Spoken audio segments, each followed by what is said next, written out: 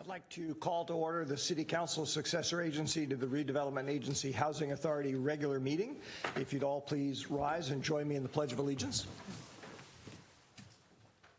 I pledge allegiance to the flag of the United States of America and to the republic for which it stands, one nation, under God, indivisible, with liberty and justice for all. Thank you. Jeff or other staff members, are there any changes to the order of the agenda? Nothing from staff this evening, Mr. Chair. Any requests from the dais that we shift things around? Hearing none, then we'll keep the agenda as is. Our first item is agenda item 4A, a presentation. Receive a presentation from Peninsula Clean Energy on electrification reach codes.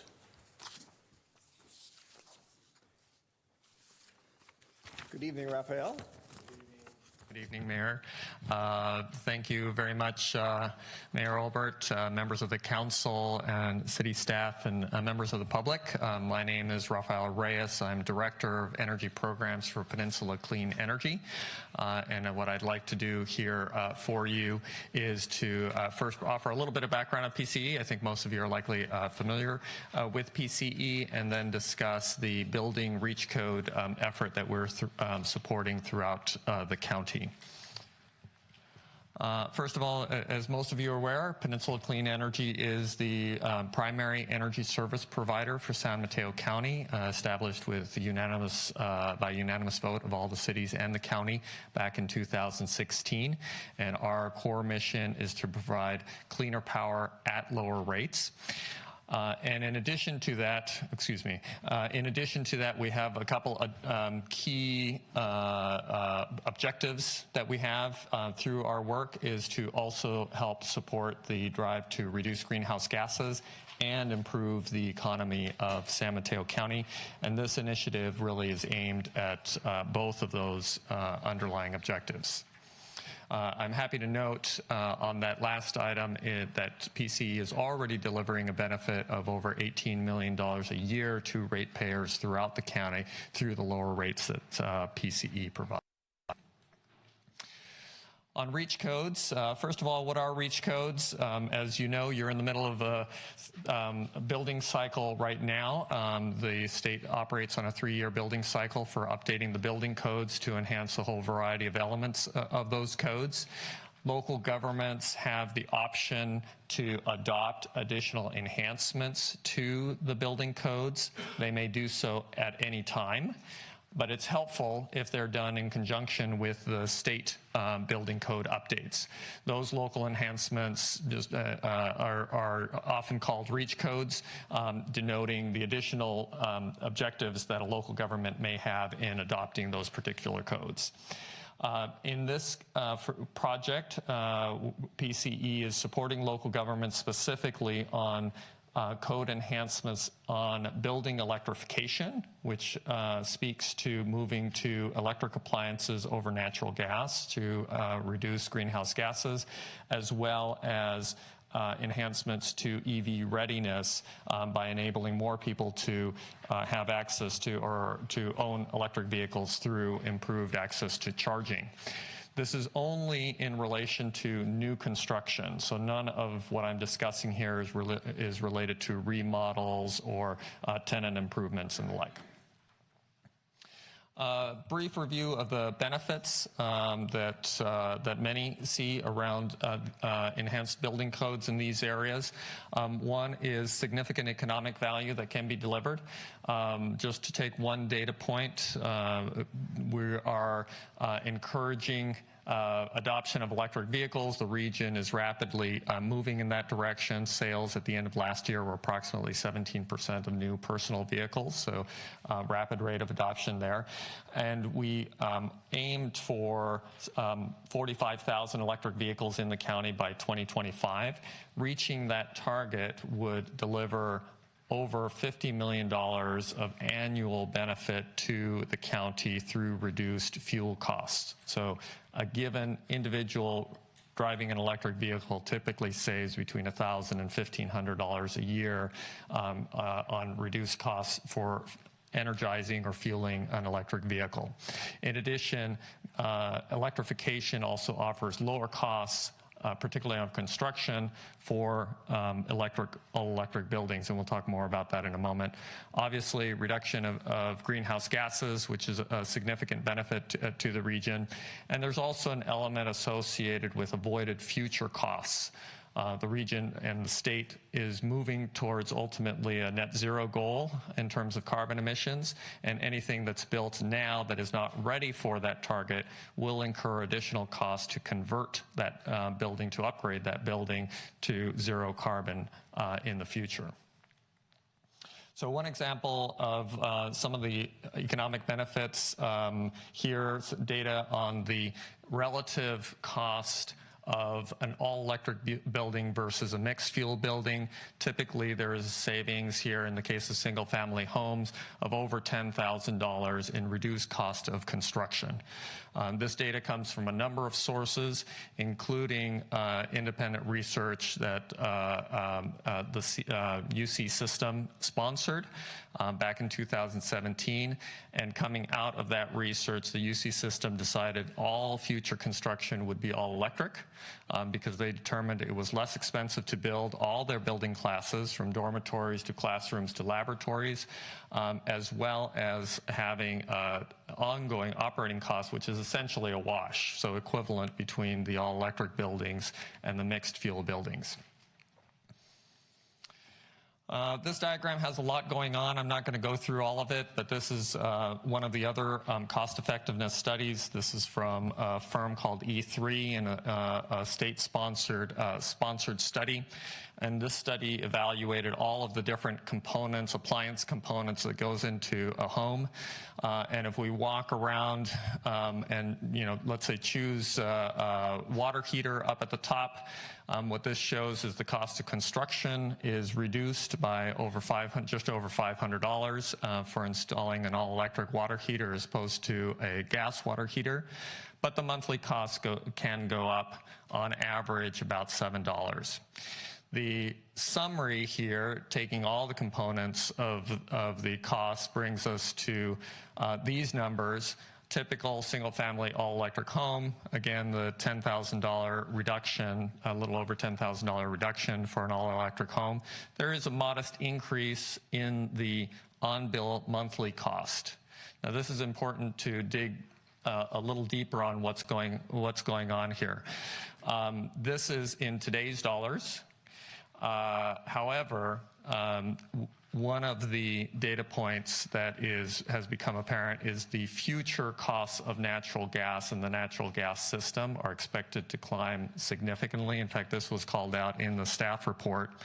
This future cost is a consequence of the fact that the entire state, both on generation and in end use, the amount of natural gas that's going to be used in the state is going to go down, which is going to cause upward pressure on the natural gas rates as a result of still having to maintain infrastructure associated with natural gas. In other words, this gap is likely to close. And even today, if the cost savings from construction were applied either to more energy efficiency or more solar, it would become a cost benefit to the end user. And as you can see here, with increased solar, you can actually turn that around and today have a cost benefit of typically $5 a month. There are three major models on building electrification that has emerged over the past year. Number one, what's been termed the natural gas ban, best known for the ordinance that was passed by Berkeley a number of months back. A number of cities have now moved in this direction. No natural gas hookup allowed in that case.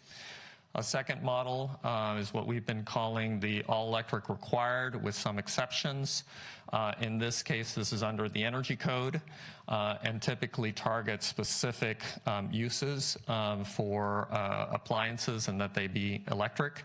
There are exceptions typically made in this arena for certain building types, for example, restaurants or laboratories or specific uses. In some cases, some cities have said we want to still allow gas cooking, and that's been part of the code that some cities have implemented. And a third model has been choice model that says, okay, you can do all electric or you can do mixed fuel, but if you do mixed fuel, do it with increased efficiency requirements. On electric vehicles, there are three major levers, if you will, that you can pull. You can say, have code that speaks to the speed of charging, and there are three major levels. Level 1, which is a standard outlet. Level 2, which is a dryer outlet equivalent, or fast charging. Readiness, how ready it is in terms of whether a circuit is already in place. EV capable, for example, means that there's panel capacity but there and conduit, but not necessarily a full circuit.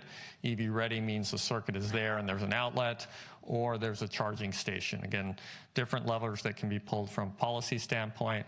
And then the third, how many spaces are affected by a given code. So PCE ran a process starting in December of last year. That process included over 8 public meetings for different stakeholders, some 350 participants through those meetings, and ultimately came to models which we are supporting cities in adopting, although I would add that the support that we're offering is for any direction that a city may wish to take. We will offer the technical assistance and support, and I'll speak more to that. But on building electrification, we are encouraging the all-electric with exceptions approach. And then on EV readiness, an EV readiness approach which for residential units allows access to power for any resident in that location, and various levels for commercial. This chart itemizes where cities are at in terms of adoption. I should say it's a summary, because over 30 municipalities across San Mateo and Santa Clara County are considering REACH codes at this time. What I want to call out here is we have a number of cities that have already moved to adoption. So you can see there, across the 3 different models, Milpitas, Palo Alto, San Mateo have all adopted a mixed fuel use approach. We have Brisbane, Menlo Park, Mountain View, Pacifica, and San Jose that have adopted all electric codes. And then a couple of cities have adopted full ban approaches, and then some variants in EV approaches. But the key takeaway here is increasing the charging access and levels. Last couple slides. I want to speak to specific concerns that have been raised, and we've been in ongoing dialogue not only with city elected officials, staff, as well as builders. And here are some of the items that have been brought up in terms of concerns around the REACH codes. Distribution grid upgrades, are they expensive? That is sometimes true. In general, though, the cost savings associated with electric construction more than covers any additional distribution upgrades that might be needed.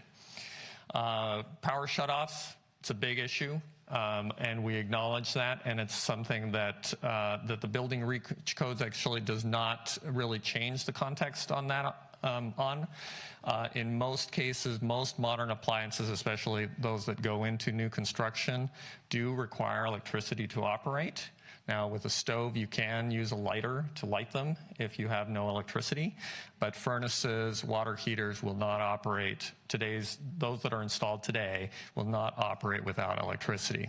So there remains a significant issue for the region on this. We clearly need grid hardening to address the issues associated with the grid.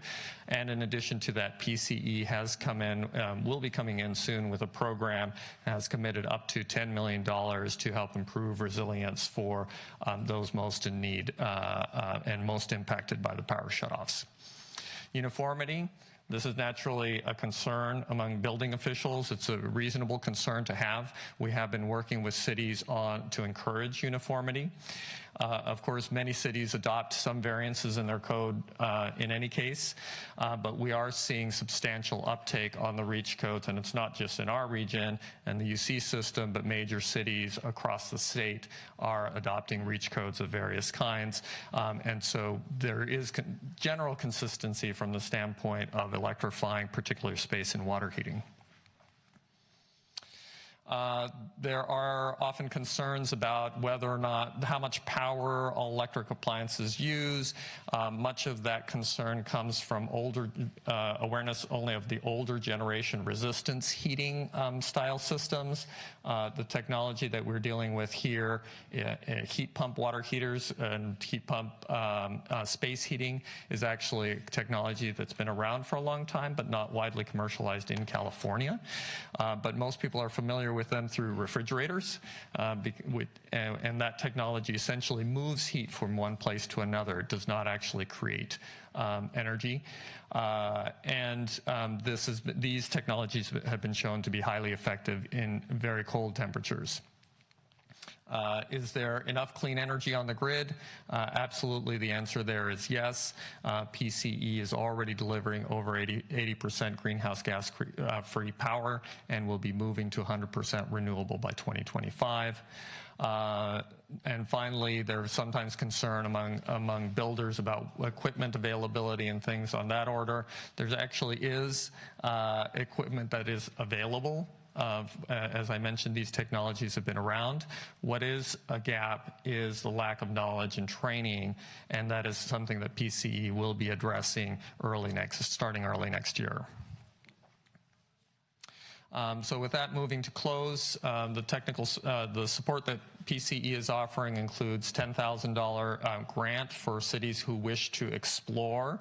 It's not a commitment, but those funds are intended to help support staff time associated with exploring implementation of codes. We have the model codes that PCE has developed, but again, we'll support cities who move forward under different codes. And then we have consultants available who are well-versed in the technical aspects of this for questions and technical guidance for cities, as well as additional adoption and implementation tools that we'll be making available. So with that, happy to answer any questions that you may have. Thank you, Raphael. What we're going to do is actually have public comment first, and then come back to questions that there may be from the dais. But thank you. So I'm going to call people up one by one. You'll have 2 minutes to address the council. Please recognize that there are countdown timers and yellow lights and red lights that will turn on when you're starting to run out of time or have run out of time. So first up is Gail Gosey. Gail Gosey.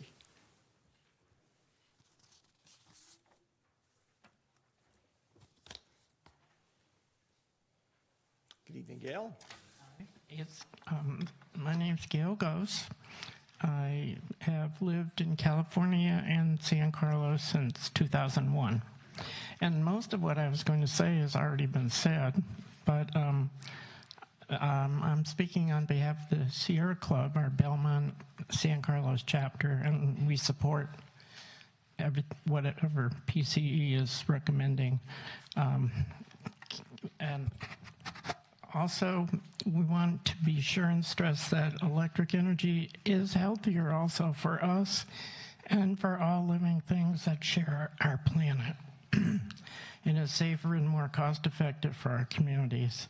So tonight we ask San Carlos Council to pass an energy REACH code similar to those adopted by other cities in the state. And that's all I have to say, because I don't want to repeat what others have said. And thank you all for listening. Thank you, Gail. Next up is Robert Whitehair. And by the way, if anybody else who has not yet submitted the card would like to do so, just fill one out and give it to Crystal. Honorable Mayor, members of the council, thank you for the opportunity for a neighbor from San Mateo to speak before you. I'm requesting tonight that you adopt REACH codes that are as comprehensive as other cities have done in San Mateo, Brisbane, Menlo Park, Pacifica, San Jose, and the other cities that Rafael talked about. Eliminating natural gas, a fossil fuel, will create a swift transition away from the very worst and irrevocable impacts of climate change. I want to speak a little bit about my own perspective as a former public works director of San Bruno, and I'm also has spent about 20 years in the private sector as a facility director. I appreciate what you're trying to do by having codes that are easier for the builder to understand and easier for the citizens to deal with.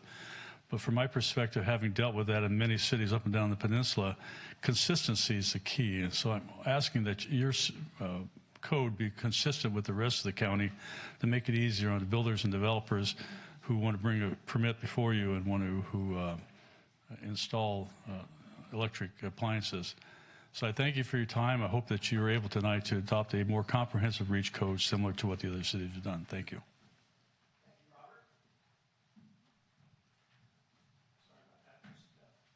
Trying to figure out which item somebody had wanted to speak on. Next up is Terry Nagel. Good evening, Terry. Good evening, Chair Elbert and honorable council members. I'm delighted to be here tonight. I am really excited by the momentum and enthusiasm that people are showing on the peninsula for the adoption of REACH codes. And I think, as you heard so far, the count is 20 cities on the peninsula, 20 in the state and 10 on the peninsula who have adopted at least the first reading. And this is also beginning to catch on the East Coast. I wanted to address 3 common misconceptions about them. One is that the technology is not here. It is indeed here, and it's true that our staffs do need to get up to the learning curve. But if you don't already have it, I'd like to share with you this handbook that shows some case studies of, this is the multifamily one, there's also one for single family residences and another one for commercial properties. And it shows not only case studies, but examples of the appliances, the furnaces, even pool heaters, everything you need to go electric. And this technology has been used in Europe for quite a long time. Another common misconception is that electric stoves are really dinosaurs. And I think if you have an opportunity to see the induction cooking, that will change your mind. It certainly changed mine. I have a gas stove that I didn't want to part with, but now I am ready to go for induction cooking. It is cleaner, it's safer, and also it's more effective in keeping out the fossil fuels from your home. And finally, power outages. All modern gas meter setups have an automatic shut-off system now. So if you are keeping to gas because you think that it's going to keep you going during a power outage, that's really changing. And there is significant technology research going on for the various types of backups available, batteries and solar. So I urge you to consider joining the other cities in adopting REACH codes. Thank you. Thank you, Terry. Next up is Gladwin D'Souza. Good evening, Gladwin. Good evening, Honorable Council and Chair Olbert. Thank you for listening to the presentation and considering REACH codes like other cities in the county. Please consider the REACH codes in terms of generating new jobs in the area.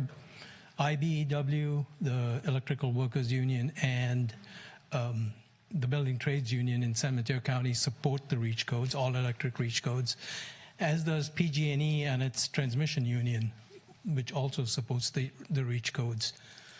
These REACH codes will generate new jobs in installing heat pump water heaters, heat pump air conditioners, and things like that. Thank you for considering REACH codes. Thank you, Gladwin. Next up is David Britton.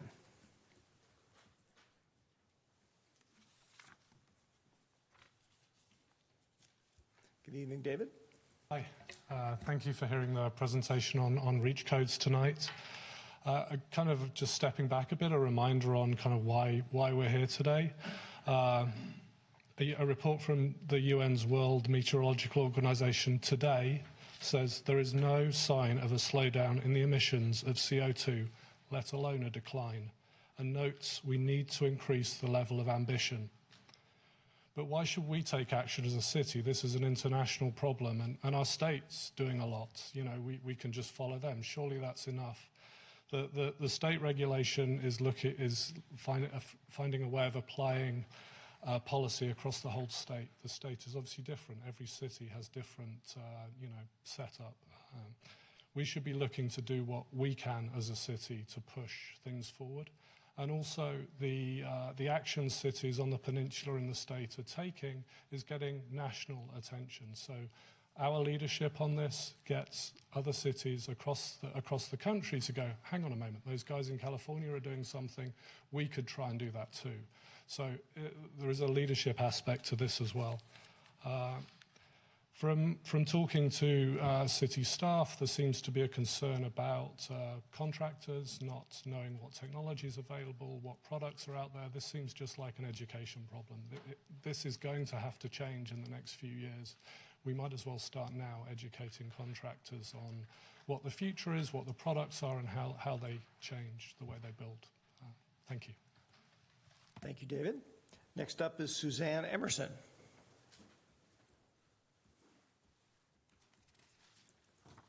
Good evening, Suzanne. Good evening. My name is Suzanne Emerson, representing San Carlos Green. I'm excited you guys are learning about REACH codes today.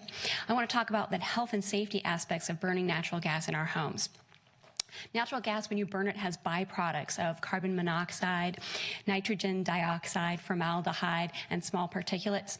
A natural gas stove inside a small or medium-sized home, if you're cooking a large meal, can easily produce the same amount of more pollutants than would be allowable if that were the outside air quality, which is to say your indoor air quality would violate state standards if it were outside in a medium to small size home cooking a large meal over gas.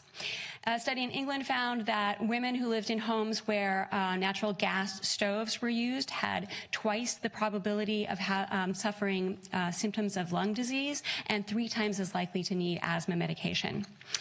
Nationwide, about half of house fires are started by natural gas equipment, and after the Northridge earthquake, about half of the fires were triggered by broken gas lines.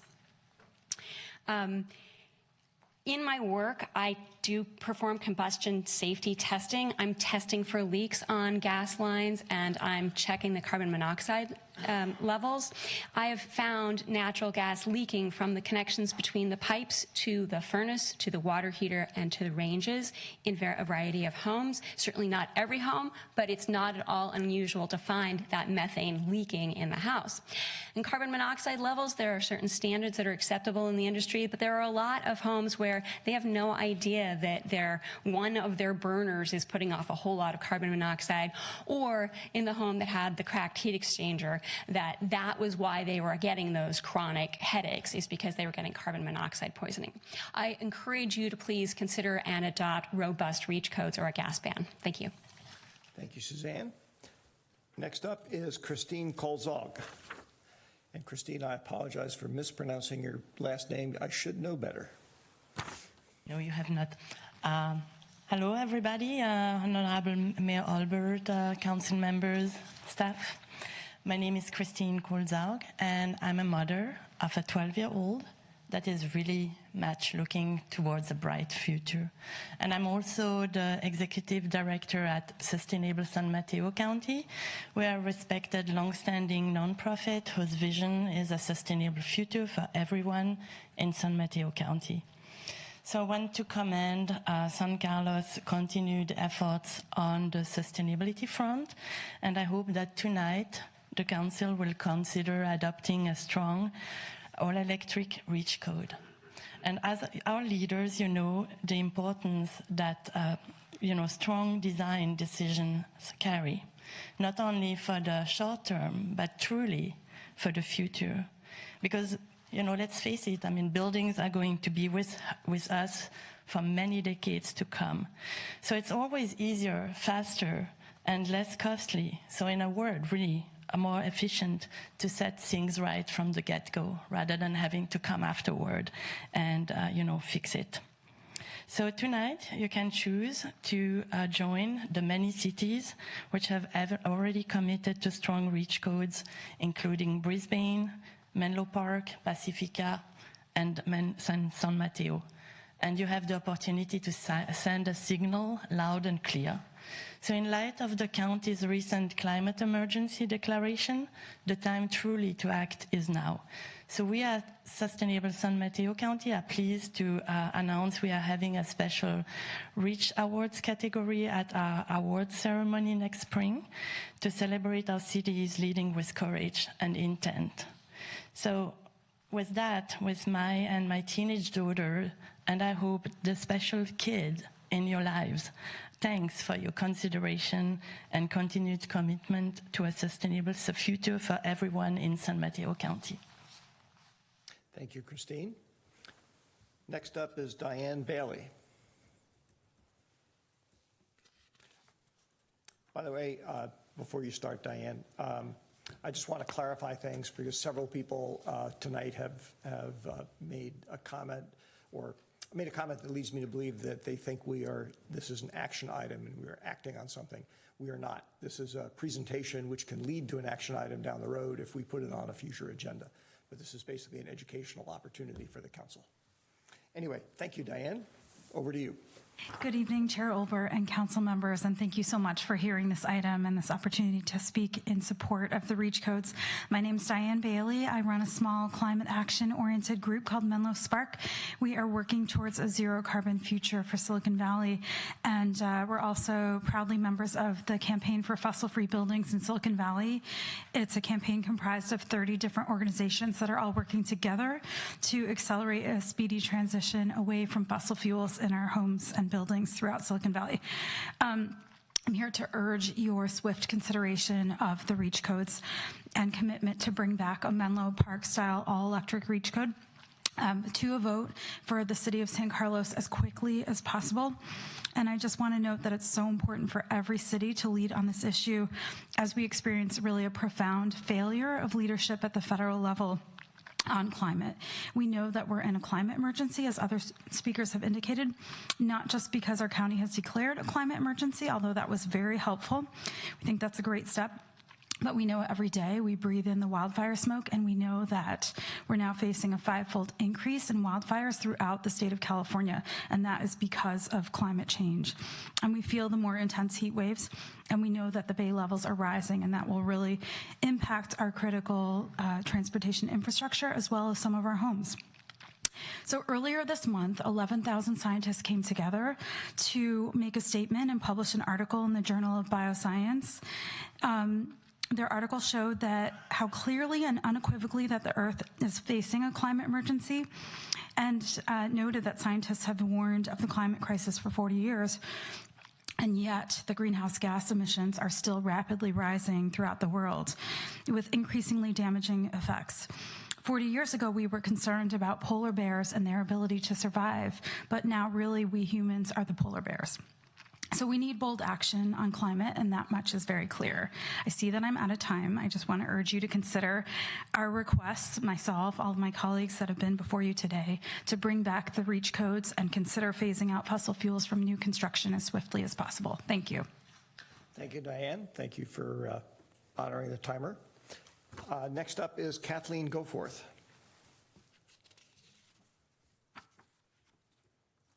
Good evening, Kathleen. Good evening. My name is Kathleen Goforth. I've been a resident of San Carlos for the past 32 years, and I really appreciate your willingness to hear this presentation and consider REACH codes. I know that the council at a previous meeting has already adopted the minimum building and energy codes that are required by the state, so it's important, and I appreciate that you're willing to consider possibly going farther. The code that was adopted at your previous meeting, I believe, included requirement for pre-wiring to enable electrification at some unspecified future date. And when I first heard that, I thought, well, that's thinking ahead. But then I realized we're not in a thinking ahead situation right now. Climate change is happening now. and we're actually in a crisis. And so enabling electrification at some unspecified future date just seems like an inadequate response. And I think it's important that we consider going further sooner.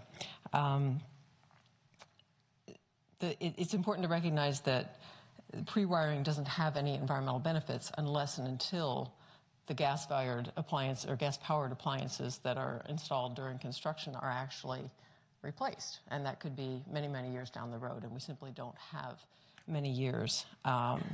The only way we are going to avoid the most catastrophic impacts of climate change is to reduce greenhouse gas emissions, and the only way to do that is to reduce the use of fossil fuels.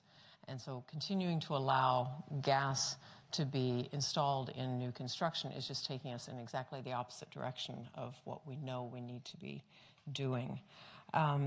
As has already been mentioned, many communities on the peninsula have already adopted REACH codes or are considering doing so. And I think if San Carlos does not do that, at this time we're going to find ourselves kind of behind the curve and out of step with local communities. And that kind of defeats the whole purpose of trying to make it as easy as possible for builders to construct in this manner. So I encourage you to adopt REACH codes and to direct the staff to develop REACH codes. There are models available, and seriously consider prohibiting natural gas in new construction. Thank you. Thank you, Kathleen. Is there anybody else who would like to address the council on this item? John, if you'd come up and address us and fill out a card and give it to Crystal, that'd be great.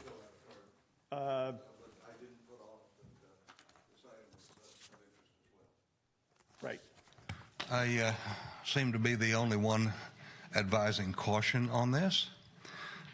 You are aware that PG&E's wires have started, if not many of the conflagrations that we've experienced here in Northern California. I'm sure that what you do later on is likely to please the stockholders of GE, but I would ask you to possibly consider that joining with other cities in developing our own power distribution system. Thank you, John. Is there anybody else who would like to address the council on this item? All right. Questions from the dais of Rafael or of staff?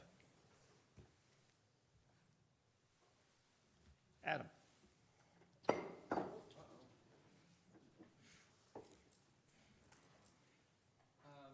guess my question is for Chris, probably. On the changes we made. I guess I should put that on, sorry. As I made a mess here.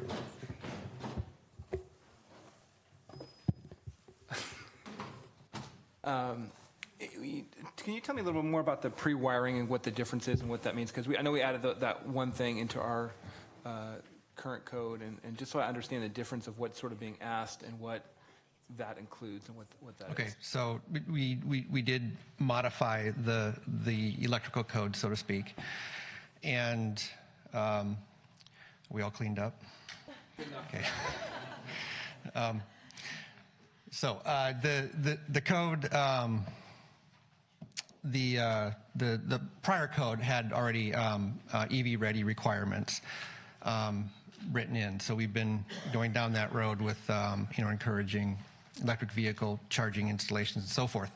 The new code, I should say the 2019 code, brought in the pre-wiring for water heaters. And what San Carlos adopted was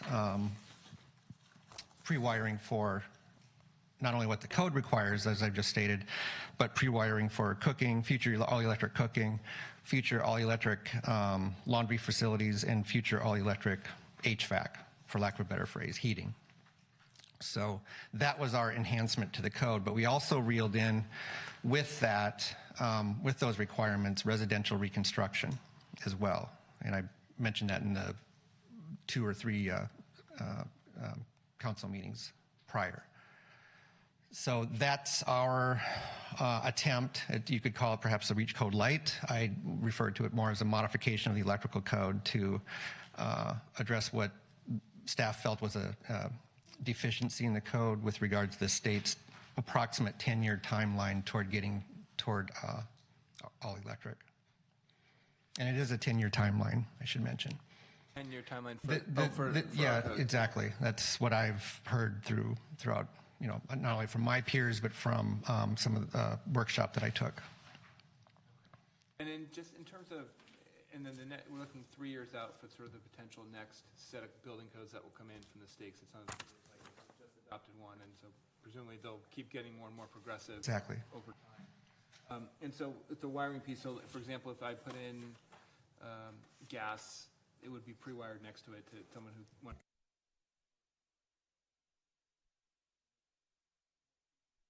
Exactly. If you're building a new home. Remodeling. Exactly. Yes. Yes. Okay. Other questions? Sarah? Thank you, Mark. I just had a quick follow-up question to something that you said, Chris. You mentioned residential reconstruction. Yes. Is that remodels or scraping and building new? It's a combination of the two. You see these projects throughout the city. You have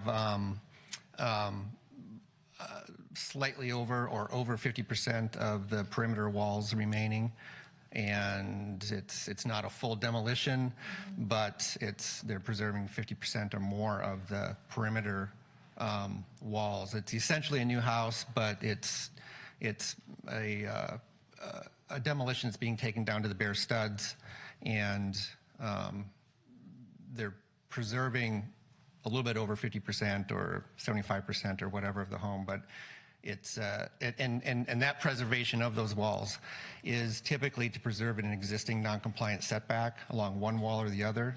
And so there's kind of a devotion to these older setbacks that our current zoning allows if you preserve certain wall sections. And in that case, you would not have to do the pre-wiring, or you would? You would have to do the pre-wiring because that's considered a residential reconstruction project. Okay. So we reeled those in addition to what we call new construction that the California codes requires. Okay, thank you. Ron. Thank you, Chair Albert. I think I have a question for Chris and then a question for Raphael. So every time the state upgrades their building standards, we follow suit, correct? Correct. Within how long of the time period or the time that they upgrade them do we follow? Is it a matter of months? So the new codes for 2019 came out on July 1st and become effective January 1st of 2020. There's always kind of a 1 year behind leg to it for publishing or whatever. But so the 2019 codes become effective January 1st, 2020. And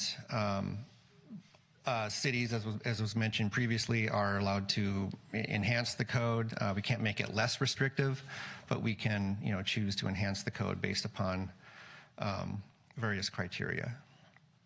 So if you could give me a non-binding estimate that if this, as to when you believe the state will adopt codes that are pretty much in line with what PCE is suggesting. I would expect the state to come back with a mid-year adjustment to the code. That's typically done through the Energy Code, or the Energy Commission.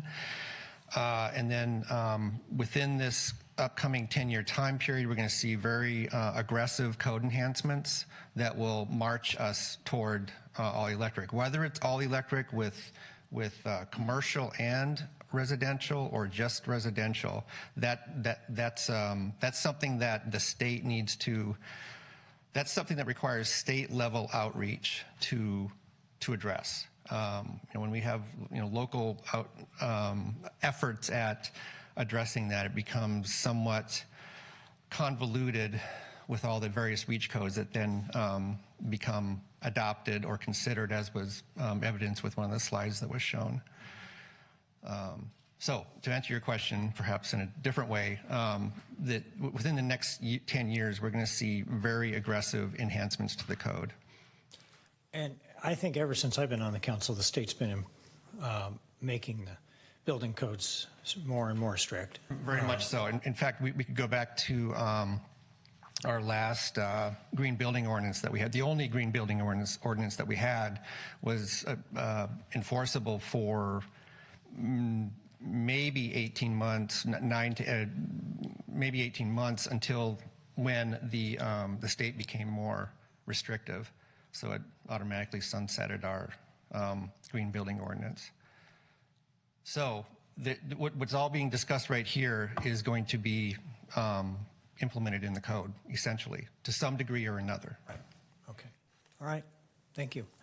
I just had one more question. Oh, sure. Go ahead. For Raphael, I was a little confused. You mentioned in your presentation, I was on your 11th slide, slide 11. There's a line in there that says state policy for grid hardening is the key. What does that mean? The grid hardening has become a term of art around how to ensure that the grid is robust and resilient enough to address or to ensure that there isn't triggering of fires or other problems that can occur. It's important to note on the fires that have been triggered by the grid, while the fires were triggered by the distribution grid, the size and speed of those fires are directly related to the 4-year drought, which is a direct result of climate change. So in other words, climate change is going to drive fires that are going to, the scale of those fires. And so one of the reasons why we would encourage moving more quickly than state codes is specifically to start to create that mitigation over these long-lived buildings that are going to be put in place, and also to avoid the future costs of retrofitting those buildings. Okay. Thank you. Laura.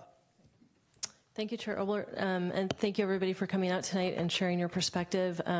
Raphael, good to see you again. I sit on the board of PCE, and that was a great presentation overview.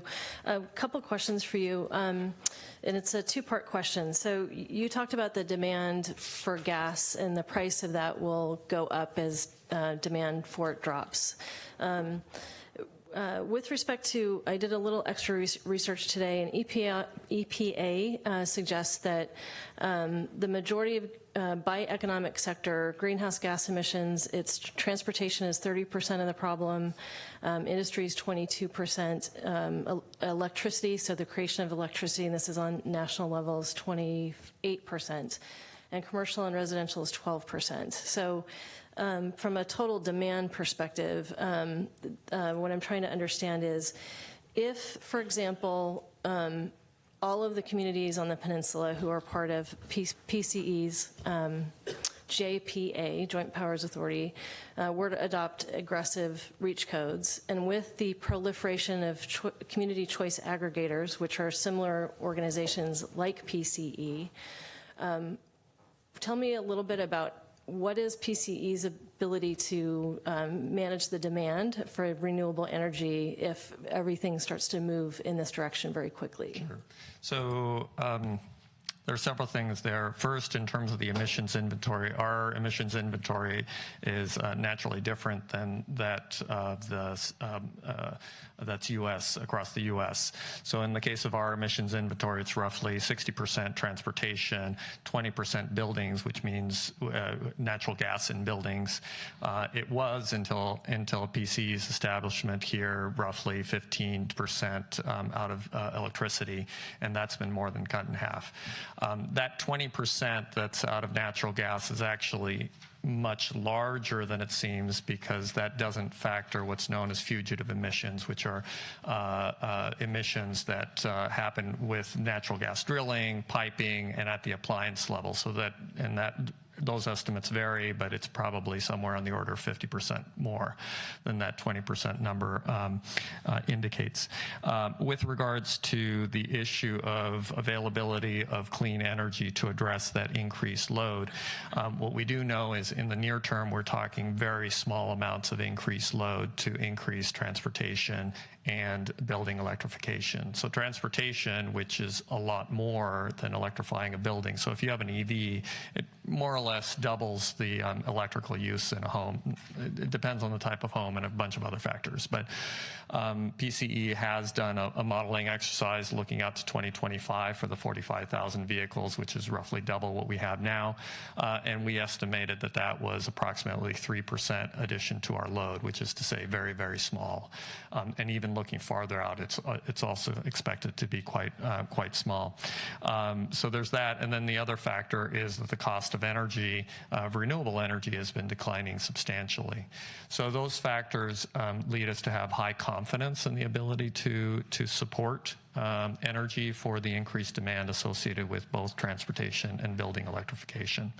And I would note one last thing, and that is that PG&E has been, which of course, PG&E is both the E and the G, right, the natural gas.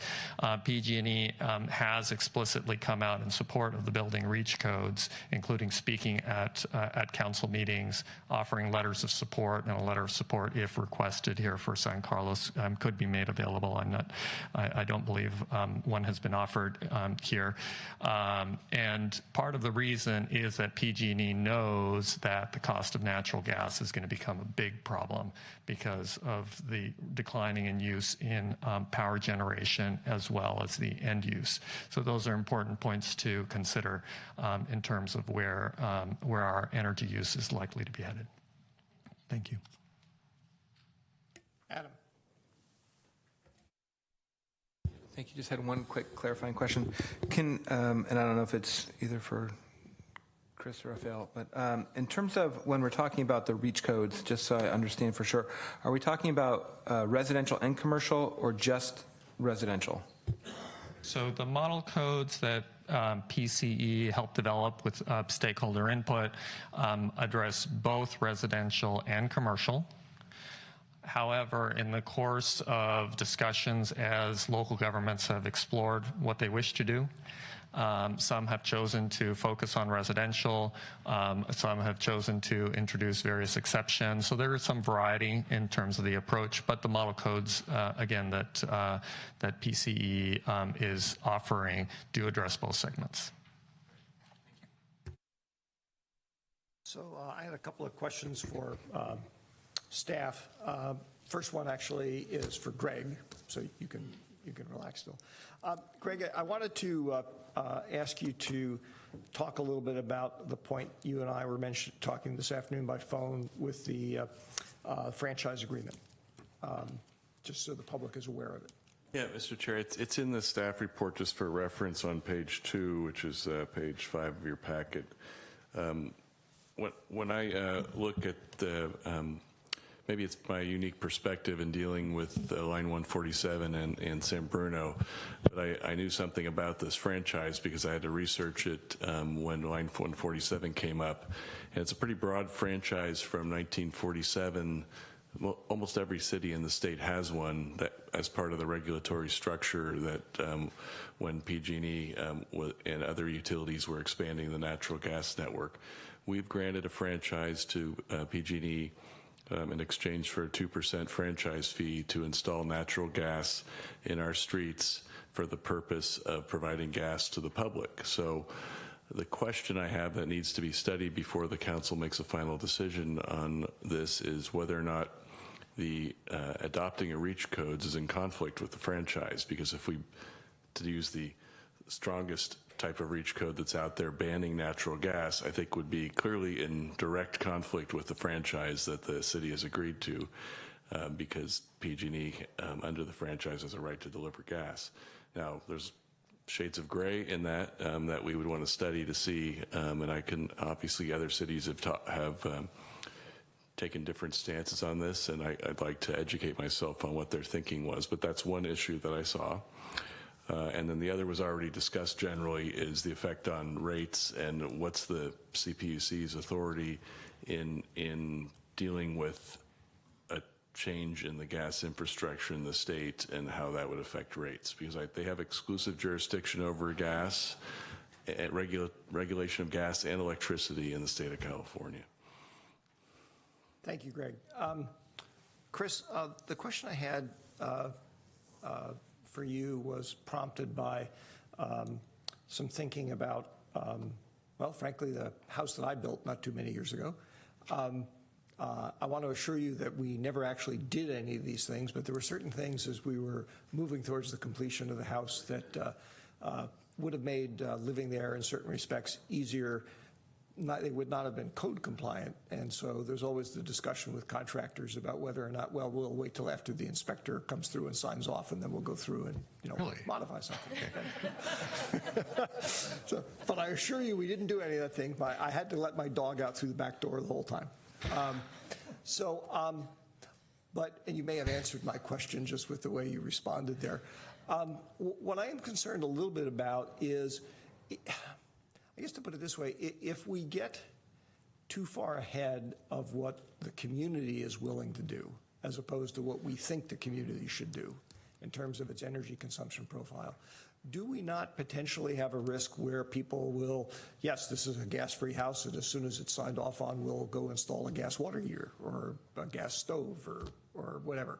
And maybe that's even riskier than doing it as part of the actual construction process. Just be interested in your sort of expert opinion on that kind of thing. I would say that there's always a risk of something like that occurring, whether we're talking about REACH codes or otherwise.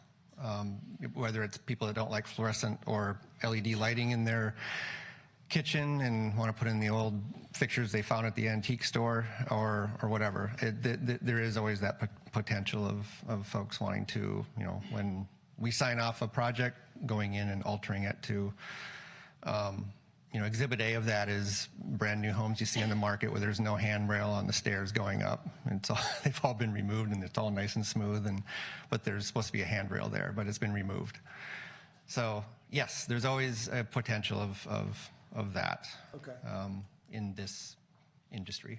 And I presume that's part of the kind of overall process that the state is following in setting building codes, because the process for doing that probably involves a much broader cross-section of developers, suppliers, people pushing a particular perspective, legitimately so. But I want to be clear, I'm not at all, a climate change denier. I think that we're going to be very lucky if we don't cook the earth by the time I'm dead. But that's part of the process, I presume, that they do that, is actually so that everybody buys into it and marches along together. Exactly, yes. So therefore, if we get out in front of that, we potentially run the risk of dealing with the consequences of it, like you were talking about. Yeah, there is a possibility of an overreaching REACH code. Yeah, okay. Thank you. Any other questions? This was a presentation leading to council, potentially for council direction to staff as to whether we want to put something on our agenda setting thing in the future, or study it further, or just accept the report and move on and think about it and do one or more of those things later. Sarah, I see you have your light on. Thank you. I had one additional question, actually, that your question made me think about. Is there anyone on staff who could talk about the climate mitigation and adaptation plan that we're going through and how REACH codes could potentially be incorporated into that process, please? It looks like there are two people who could speak to it. Hi, Tara Peterson, Assistant City Manager. I wanted to introduce Adam Lokar. He is our Sustainability Specialist who will be in charge of this plan. Adam? Good evening, Adam. Thanks, Tara. Yeah, Adam Lokar, Management Analyst, Sustainability Specialist. So yeah, we will be updating our climate mitigation adaptation plan all next year. Part of that will be developing a greenhouse gas inventory for San Carlos, setting goals for greenhouse gas reductions, and identifying specific measures that we can take to reduce our emissions. So part of that process, we could certainly look at REACH codes and compare them to other mitigation measures, kind of looking at co-benefits of each measure, and then also looking at it through the lens of adaptation and seeing how these measures affect our ability to adapt to climate change at the same time. So. Okay, thank you, Sarah. Thank you, Adam. So what's the council's pleasure? What direction are we giving staff, if any? Ron. Chair Olbert, I want to commend everybody that spoke. I want to thank Raphael for his presentation, and I think we have a ways to go. My feeling is I'm all for accepting the report, but I think we probably ought to move on for the moment. I echo Ron's comments, by the way. I do appreciate all the effort, not only in the meeting tonight, but I met with a number of you individually, as you know, before this, and that was very helpful, and I very much appreciate it.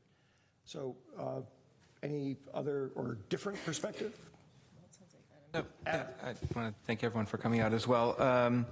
So I guess I want to clarify. So it sounds like there's an opportunity when we're doing the climate action program to look at this. And I know for me, we have a mini retreat coming up in a couple weeks where I'd like to be able to try to maybe have a further discussion about this and spend a little time on, and maybe have it agendized for that mini retreat. I think is on December 6th. So we can potentially get a little more detail about what the city's plans are and maybe have a longer discussion, because I know we have a busy agenda tonight. That's fine. Jeff, did you make a note of that? Yep, we can make sure it makes the list. Thank you. Laura. Thank you. Yeah, I echo Adam's suggestion.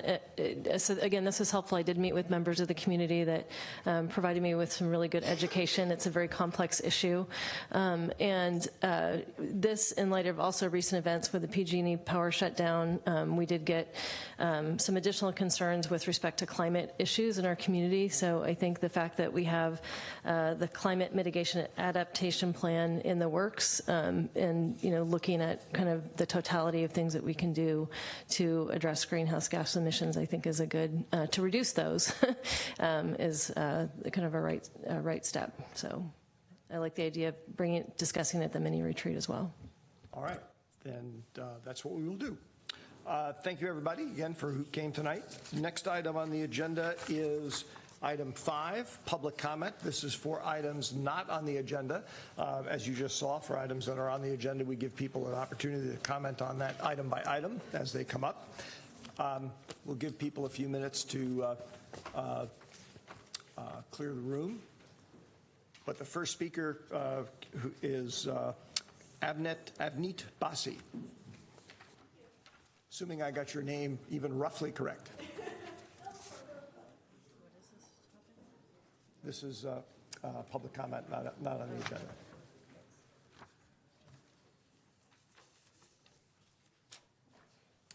All righty. Good evening, Avneet. Hi. All right. My name's Avneet. I'm here representing HIP Housing. HIP Housing has been receiving funding support from the city of San Carlos since 1995. On behalf of HIP Housing, I would like to thank the chair and all the members of city of San Carlos for your continued support of our organization. As a token of our appreciation and a reminder of our partnership throughout the year, I'd like to present the council with HIP Housing's new 2020 calendar, which, fun fact, it was actually printed in the city of San Carlos. So yeah, this is the 19th calendar HIP Housing has created, filled with the information on HIP Housing's affordable housing programs and children's artwork from kindergarten through 5th grade. And today we have a winner from the city of San Carlos who has drawn this beautiful picture about what home means to her. So Natalie, would you like to? Home means safe to me. It's where my family, heart, food, and all the important things in life reside. Wherever I go, I always have my home in my heart. It's like a box where everything special to me is inside. That was very nice. Thank you. May I ask which month was? Month of April. Well, I'm sitting next to somebody who will probably be mayor during the month of April. I think we might want to do some recognition since that's a San Carlos picture. I'll leave that to you. Suggestion. That'll be adorable. Thank you so much for all your support. Thank you. Thank you very much. Beautiful picture.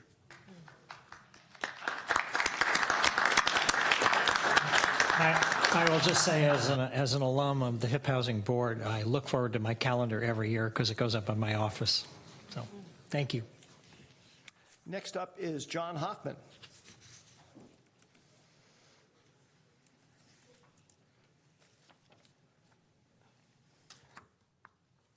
Good evening, John. Good evening. Mr. Chairman, members of the council, San Carlos is in the very fortunate position of having a significant surplus. And it looks as if that good fortune may continue for at least another year. I would ask you to consider returning some of that to the people who paid it originally, the ratepayers, the taxpayers. I don't have a particular recommendation as to how you do that, but I think 5 clever people can come up with something, and I would ask you to do so. Thank you. Thank you, John. And last up, if anybody else wants to address the council and I'm not on the agenda, please fill out a card and give it to Crystal, is Ben Fuller. Good evening, Ben.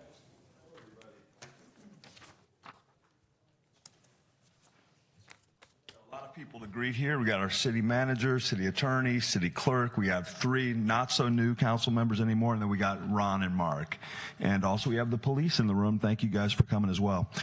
I wanted to say this is a great job. Years ago, this city was actually kind of a laughingstock with our budget. I mean, Jeff came in, you guys have really turned things around. You did some controversial outsourcing moves, but it really paid off, and we're in way better shape now.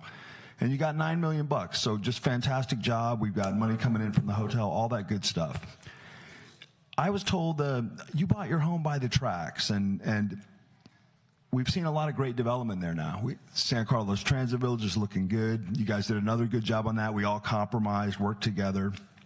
And now we have this situation in the hills with wildfire. And I just want to ask you guys, we have this big housing problem in San Carlos. We all got to work together. Is there any way that when we start spending money to mitigate the wildfire risk, we can increase a little density up there as well? Because everybody, like this girl who just made this presentation, we all need a place to live, and we all should bear our fair share. I want to also mention the $9 million. So we got $9 million. Does anybody know who it was who sold Pulgas Creek? Who was it? Jeff, do you know who sold our creek to L3 and Kelly Moore? Somebody sold the creek, right? I don't know that the creek was ever sold specifically. It might have always just been part of those parcels. Okay, so I mean, because I go to Pet Boys all the time. I see people throwing car parts in there, throwing cigarettes in there. Is that the kind of scene we want to have going in San Carlos? So I just wanted to bring that up. Let's buy our creek back. We should have our creek. A couple other things I want to mention.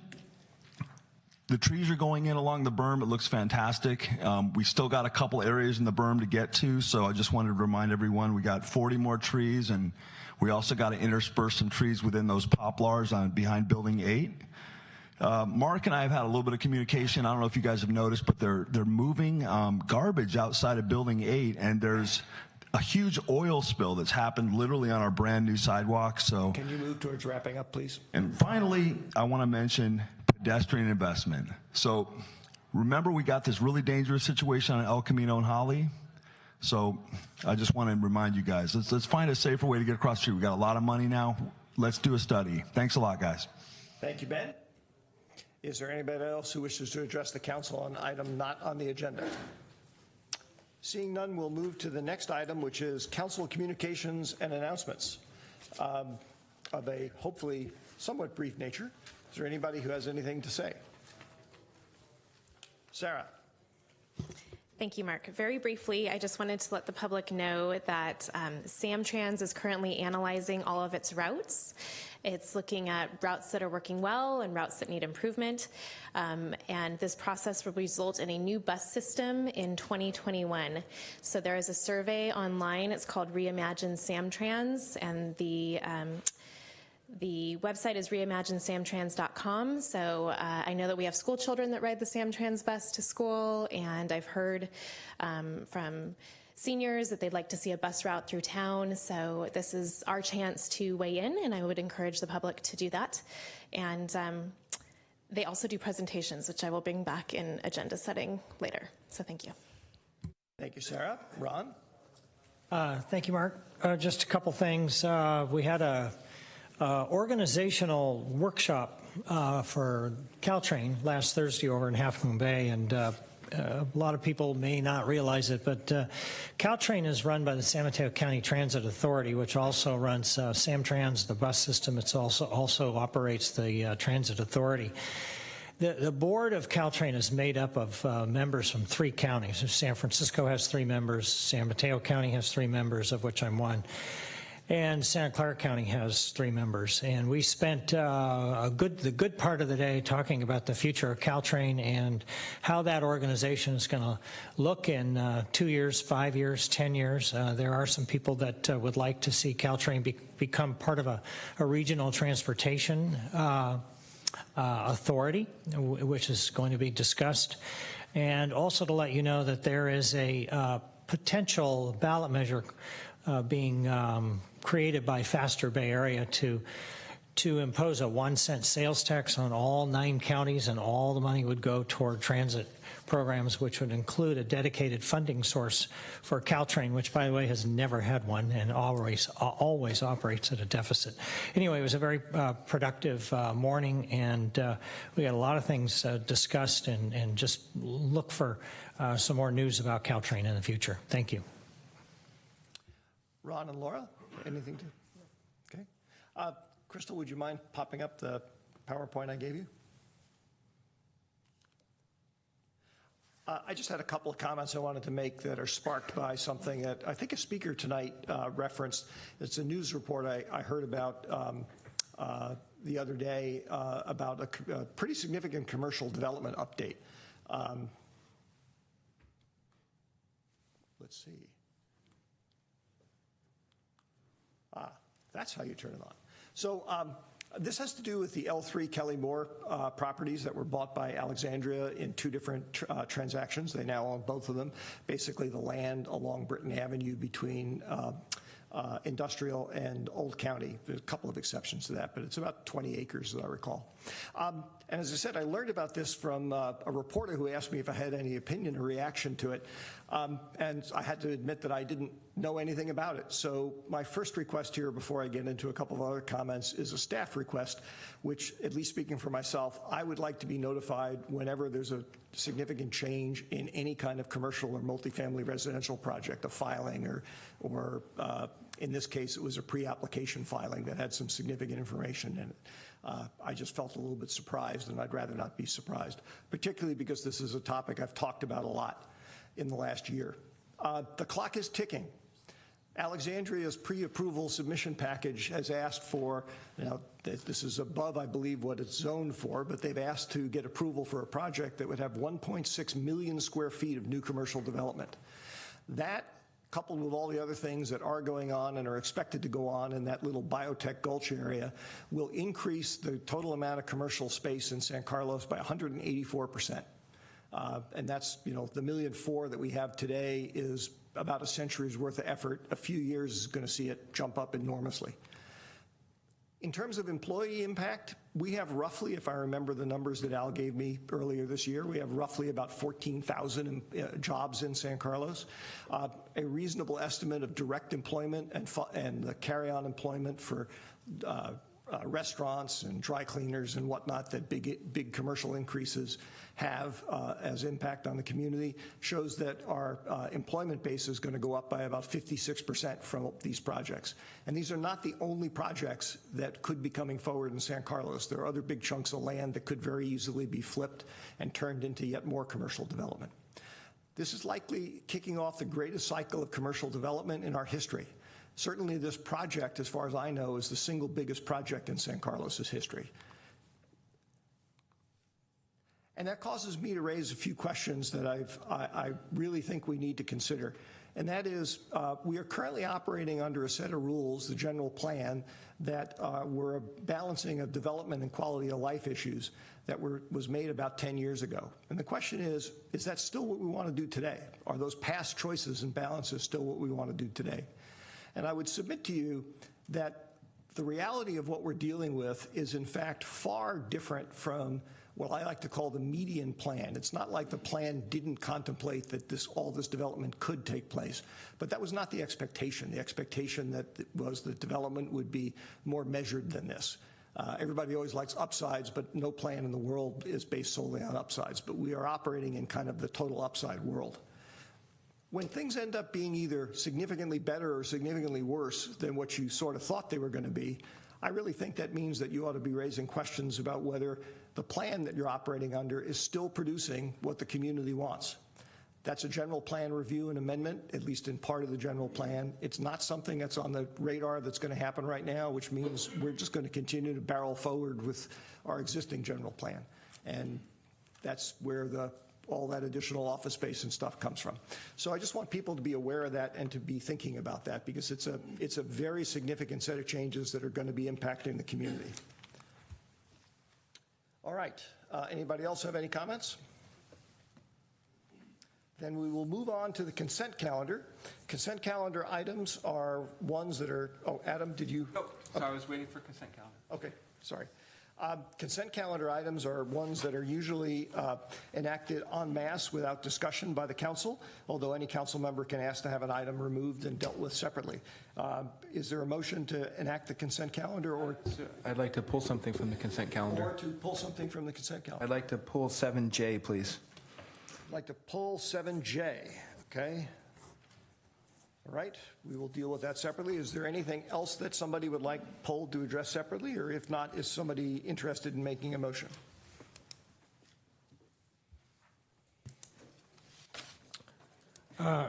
Chair Obert, I will move to approve City Council consent calendar items A through I, and adopt item K, adopting ordinance number 1557, an ordinance of the City Council of the City of San Carlos adopting a zoning district map amendment and to correctly designate the existing property at 125 Wingate Avenue, APN 050-321-280 as single-family residential RS6 from open space.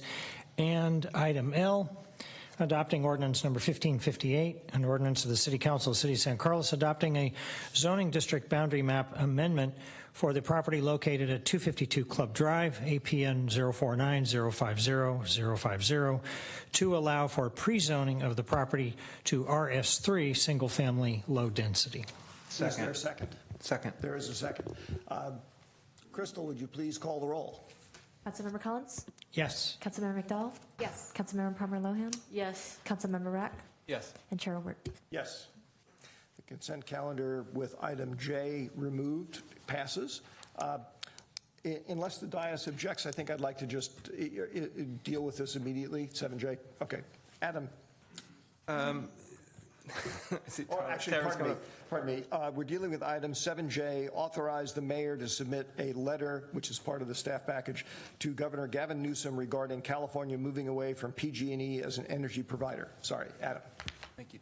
So I was hoping, because I think at the last meeting I asked that we can get some sort of presentation about kind of what this might look like, and before we were to send a letter, and I understand some communities have done that already. So I don't have an issue in concept, and I also have some concerns that I want to talk about after Tara's presentation, just about the letter itself. Tara. Thank you. Tara Peterson, Assistant City Manager. At the request of council at the last council meeting, we're bringing forward a draft letter to the governor regarding the state moving away from PG&E as an energy provider.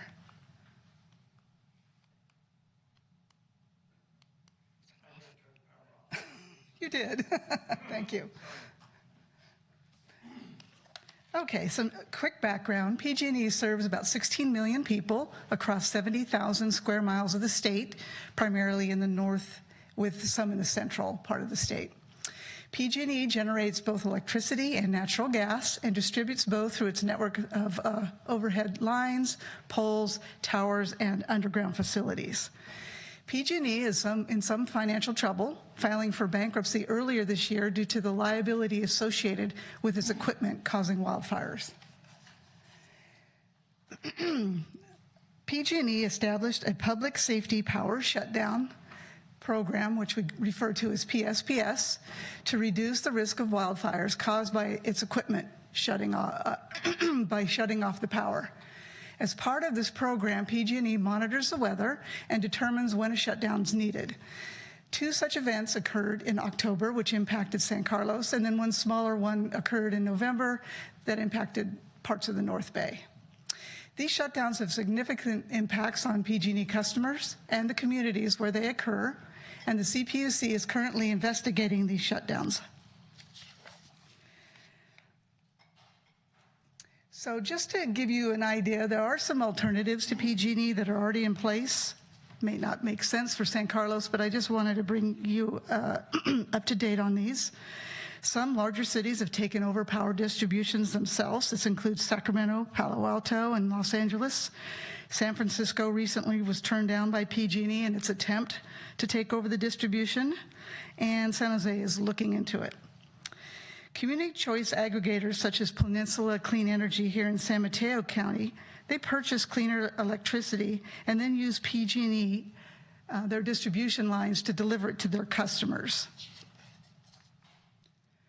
So because of all that's going on with PG&E over the last year and the fact that wildfires are being caused by their equipment, more and more communities are looking at alternates to PG&E. Earlier this year, the City of San Jose and 6 other local energy providers, including PCE, asked the CPUC to remove PG&E from the business of electrical generation and to make them just one of distribution so that it can focus on maintaining its poles and wires to deliver electricity safely and reliably, which is one of its missions. And then very recently, on November 4th, 22 mayors and county leaders, including 2 here in San Mateo County, asked the CPUC to replace the investor-owned PG&E with a customer-owned power company by restructuring PG&E. And finally, Governor Newsom suggested that the CPUC consider allowing the state to take over the utility. These are all very preliminary. It's impossible to estimate at this time what the cost may be. It really will depend on the scope and what is decided. But one of the things to keep in mind is if anyone takes over the infrastructure that PG&E has in place, there's a great deal of work that needs to take place to bring it up to par, make it safe. So the recommendation this evening is to discuss authorizing the chair to submit a letter to the governor suggesting that the state looked at opting out of PG&E as the utility serving much of the state, including the Bay Area and San Carlos. The draft letter attached to the staff report was based on statements made by Governor Newsom and a letter he wrote to the CPUC earlier this year in relation to the first PSPS, and that was October 14th. So you'll notice that the language is fairly strong. It could be revised by council. There's also an alternative that I did not include in the staff report, and that is to either submit a letter similar to what's attached that the 22 leaders sent to the CPUC, or to just show support for that letter and then copy the governor. So with that, I'll answer any questions. Questions for Tara? Thank you, Tara. So I guess and Tara, thank you for sharing that and offering sort of that other suggestion. I think from my end, in reading the letter that we had drafted, I was concerned that it was, I guess there are a couple lines, at least one line I didn't like, which was sort of the line talking about proven again and again to be dishonest, corrupt, and inept. Sure, there are things at PG&E that are not going well, but there are, I'm sure, thousands and tens of thousands of people there who are working and really doing their best to try to do the right thing for PG&E. And so to me, it seems like we're blaming we're blaming the whole room for the problem of maybe some leadership at the top. And so I was concerned at sort of taking that type of tone with the letter. I actually like the tone of the letter that from the mayors that went, the 22 better. So I would be comfortable if we can remove that one line and send our letter, or if we want to send the mayor's letter, and maybe just ask to sign on to it or something along those lines. Other reactions? Thoughts?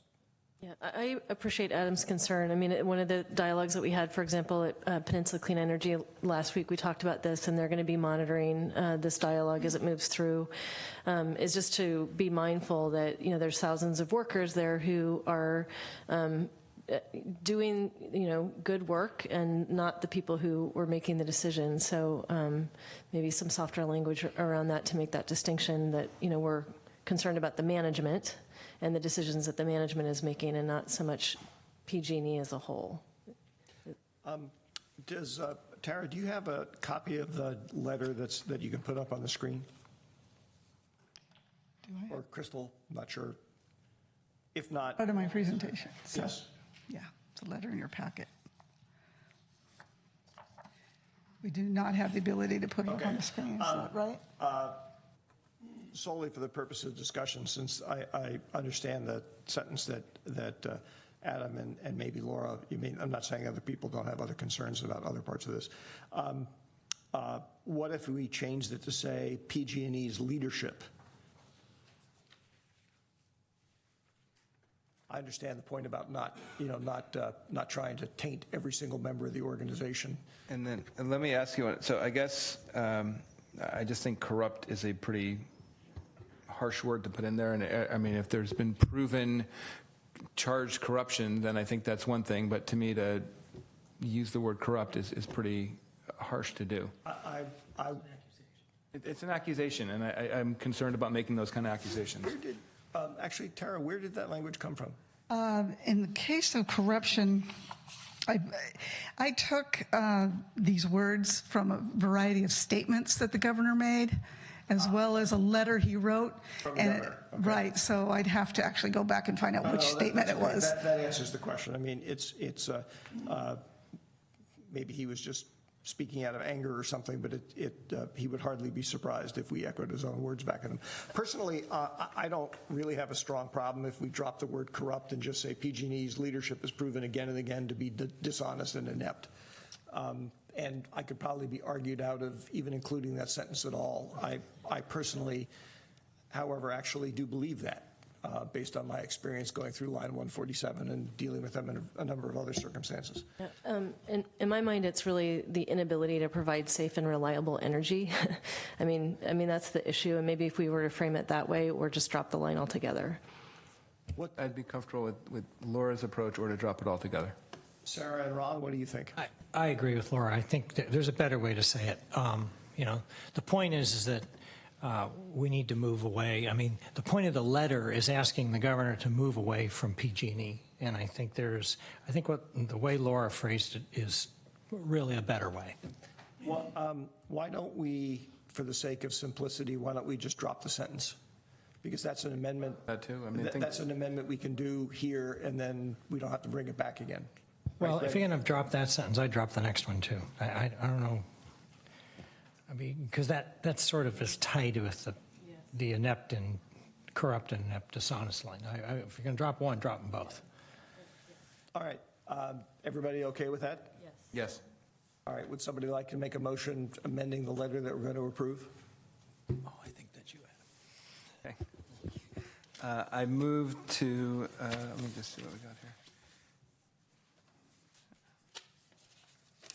I promise you I'll find this.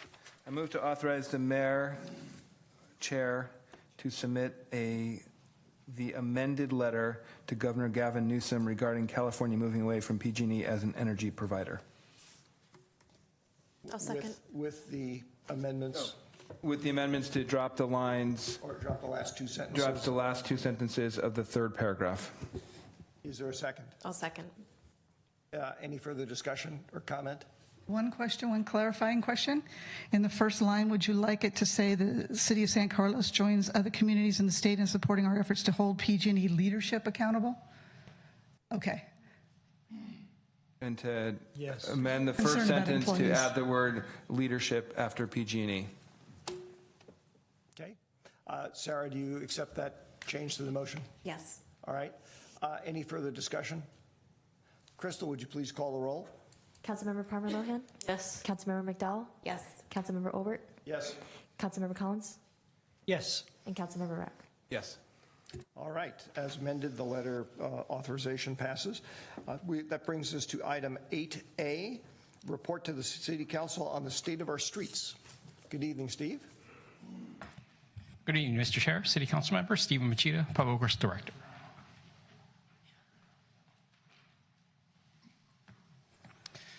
So I'm here tonight to actually do a quick presentation on our state of the streets within our community. So ours is state of the streets, basically, or what we refer to as a pavement management program, or PMP. Basically, it's a process through our MTC that has developed a program to actually assist to score our streets or the conditions of our streets. So basically, the program looks at, does some field inspections, looks at overall city's pavement management software. And then after the inspection, it looks at the update of the pavement conditions of each street, and then makes recommendations or collects the data, makes recommendations to optimize pavement expenditure. So a systematic process is used to oversee the maintaining of the existing streets. So basically, as I mentioned, Street Saver will look at they measure the conditions of the street, and they track the maintenance of what we have done over the course of time, and then implement various strategies based on the life cycle cost, whatever needs it intends that we need to do, and then kind of our future budget projections of what we need to spend on those streets. And so based on that, it calculates kind of what we should be doing via the program Street Saver.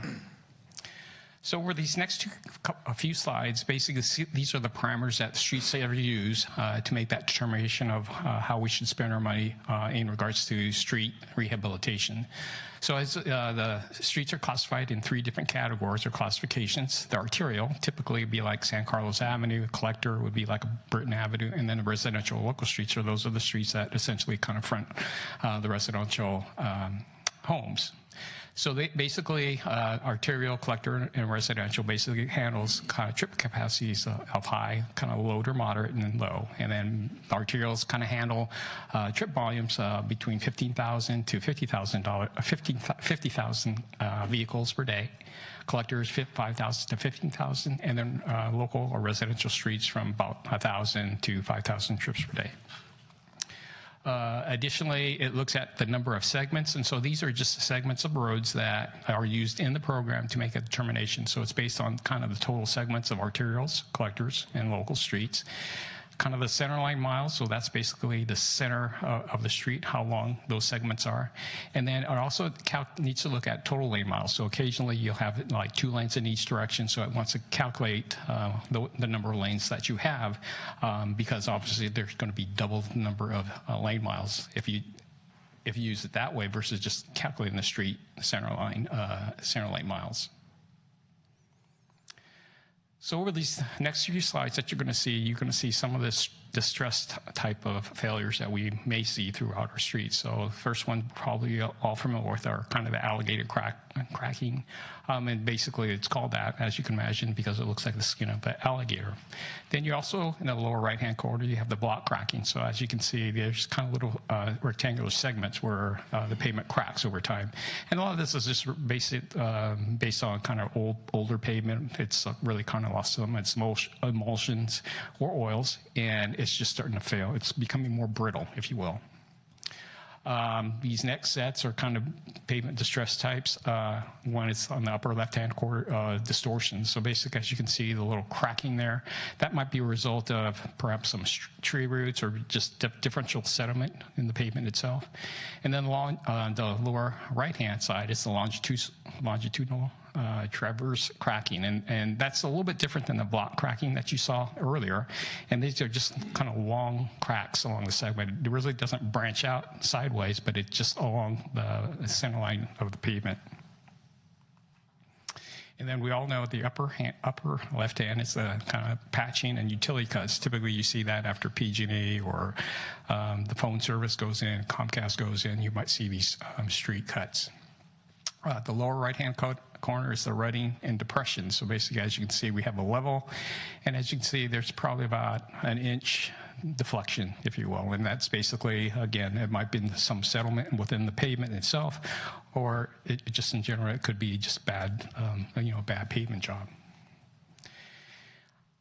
This is the upper left-hand corner is kind of weathering. Basically, this pavement, it's still not failed. It just looks old. It's probably doesn't ride as smooth as before, and it's still functional, but it's just kind of gotten old. It's, basically the asphalt or the emulsion has probably left the asphalt itself.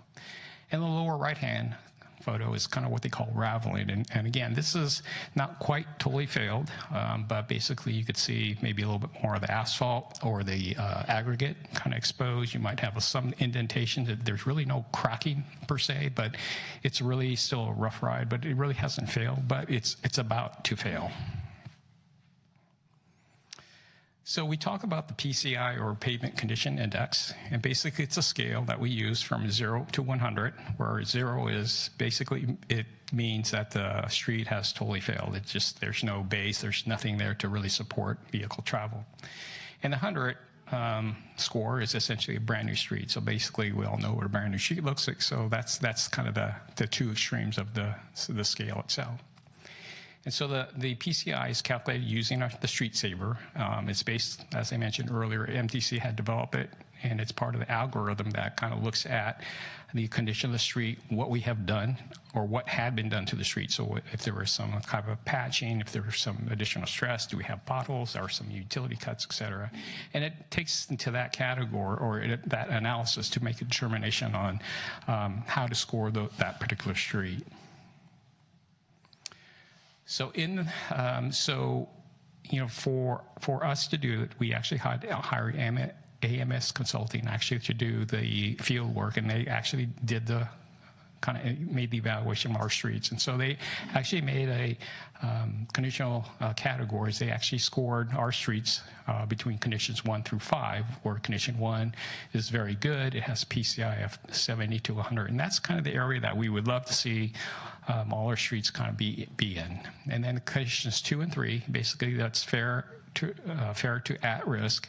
That's an area where, certainly it's acceptable, and it is something that, we try to kind of work through, and we try to get us closer towards a 70, PCI of 70, but it's still functional. And then conditions 4 and 5 basically are poor or poor to fail. Condition 4 is 25 to 50, and those are the areas, it's about to fail.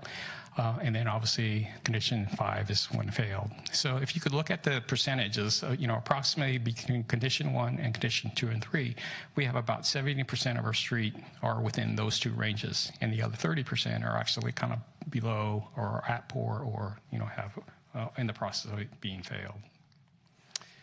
So here's kind of some more photos, and basically, we're going to see the green, yellow, and orange again.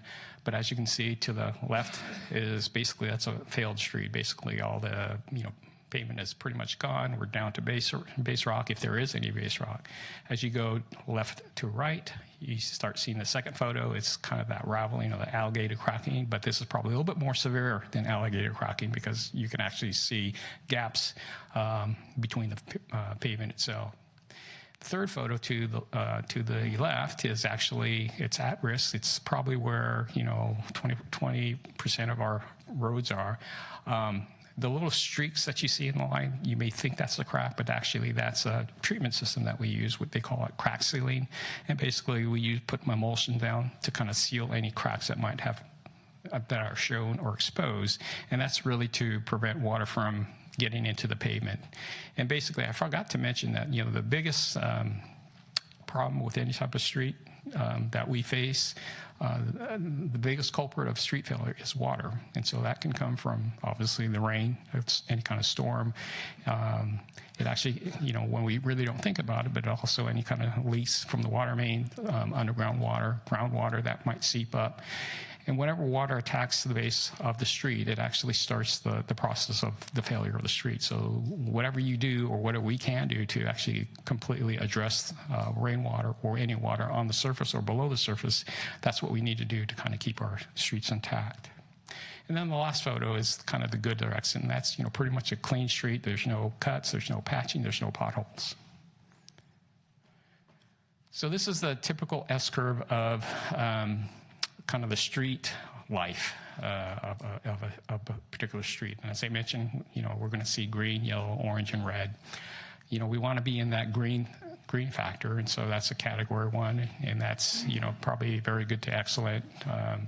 But as you can see, the black line, this kind of little S curve. And so as you kind of go over the life of the road, as you go from 0 to say 10, it's kind of a shallow drop from 0 to 10. But once you get to about approximately year 15, 14, 15, now all of a sudden that curve starts to become more vertical. And that's where essentially where potentially you can have some really quick failures of the street itself. Basically, the street has reached approximately 75 years or use of its life at year 15. And so if you really don't do any work from that point on, you could really lose the street very, very quickly. You're going to see more potholes and more failures of the street.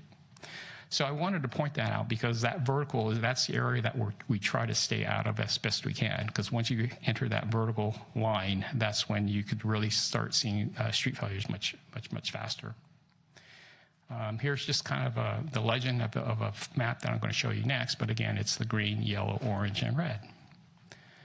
So this map, and this is really just kind of an illustration of all the city streets. So as you mentioned earlier, I had mentioned that we have just under 50% of all the streets within our cities as, at PCI 70 or greater.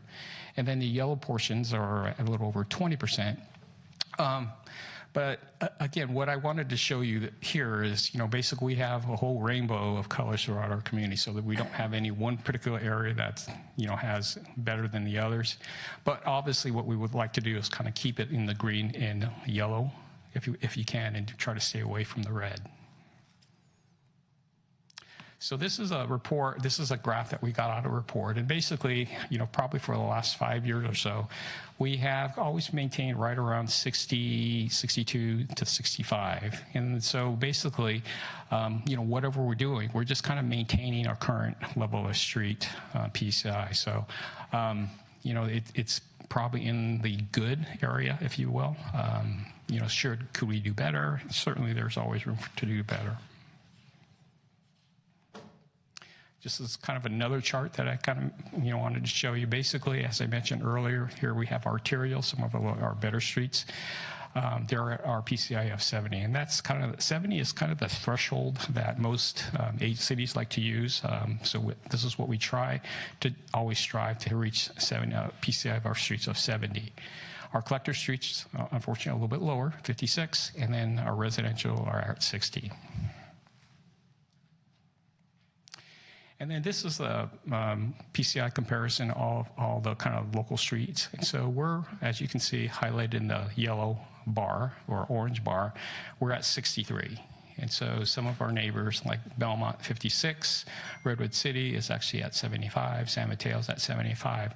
So a little bit higher. So again, I think, what I mentioned earlier, we try to strive for is a PCI of 70. Currently, San Francisco Bay Area is, as you can see in the red bars, about 67. So here's this graph once again, you've seen earlier. And so this has a little bit more information. So this is what we try to do as far as our maintenance. So basically in the green area, or PCI of 7100, we try to do some of the light maintenance. And that essentially is kind of the slurry seal. But as you kind of approach that vertical line, as I mentioned to you, that's when some of the heavier maintenance needs to happen. So we could do some overlays. It could be a reconstruction of the street. But as you get towards the bottom of the S, that's when it becomes really necessary to do either the heavy rehabilitation or complete reconstruction of the street. So as I mentioned, you want to try to stay off that vertical edge as much as possible, but that also means you still have to do some continual maintenance throughout the life of the streets themselves. And this is kind of another table. I probably won't go through it, but you have the excellent, very good, good, poor, and very poor. 90 to 100 is excellent, very good. 70 to 89, good, and so on and so forth. So. More pictures of maintenance treatments that are very good. This looks like it's a slurry seal, so basically it's a fresh coat, so it looks very clean. Nothing's on there just yet. But basically it is a quick a slurry that has some gravel on top. This next is maintenance treatment where there's good to pour. Basically, this could be they call it mill and fill, where we actually grind down some of the streets and then do an overlay of asphalt, kind of a thin layer, could be 1 inch to 1.5 inches. And so that's a little bit more expensive than that slurry seal. It takes a little bit of time and a little bit more effort than a slurry seal.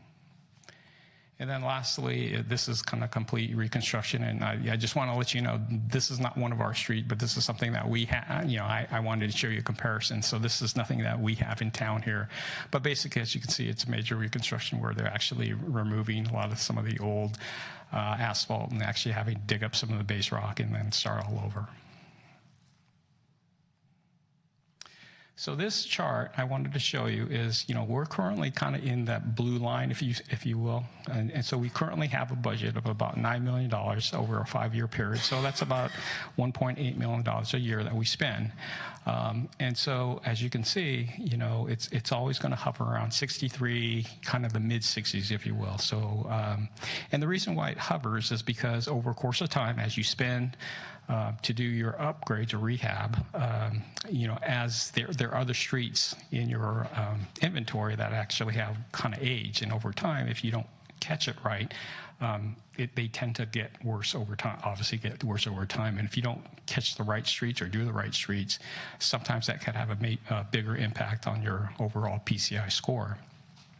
Additionally, I think we also want to kind of mention that, what we're finding is street rehabilitation, although there is some scientific background, a lot of it is kind of an art to decide which streets are actually going to be done. And in many cases, what we find is we have to perhaps delay certain streets. For instance, if we know we're going to have a major utility going in, say for instance we have a sewer project that we're going in that just perhaps is a little bit offset. Maybe this one particular street is ready to actually be done, had street rehab done, but we're scheduled to do a major sewer project next year. So rather than do the street and then cut the street up the following year, we may wait for that the sewer project to go on before we actually do the street itself.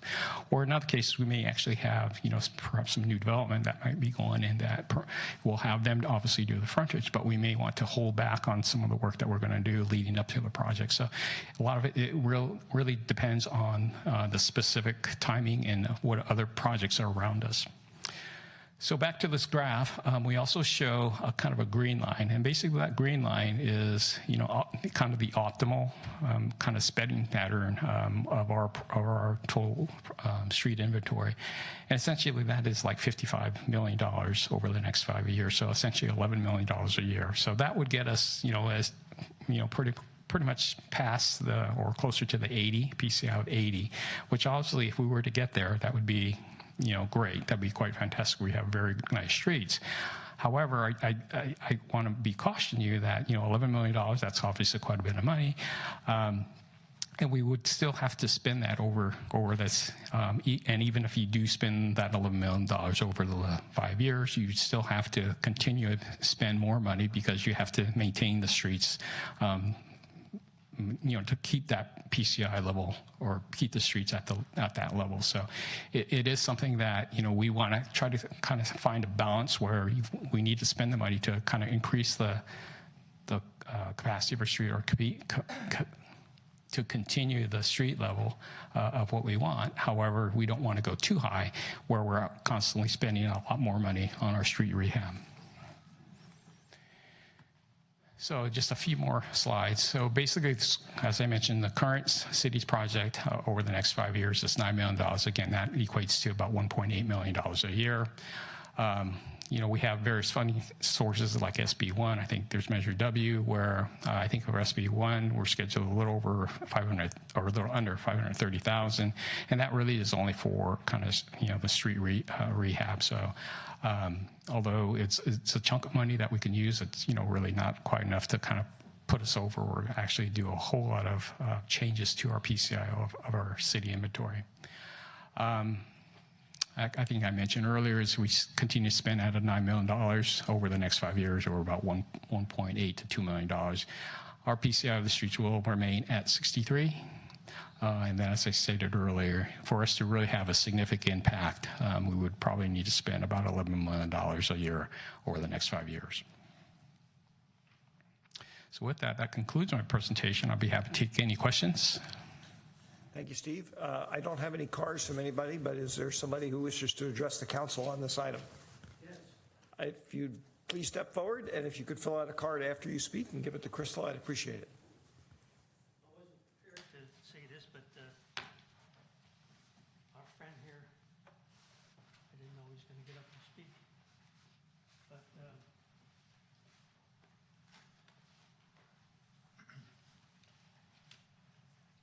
Mayor Abbott and City Council, my name is Lou Boris. I live on Carmelita Drive, the creek side of Carmelita Drive. I've lived there for 54 years. The street has never been paved. It's been patched and patched. It's like a roller coaster. We've talked to our friend here. He knows the condition of the street.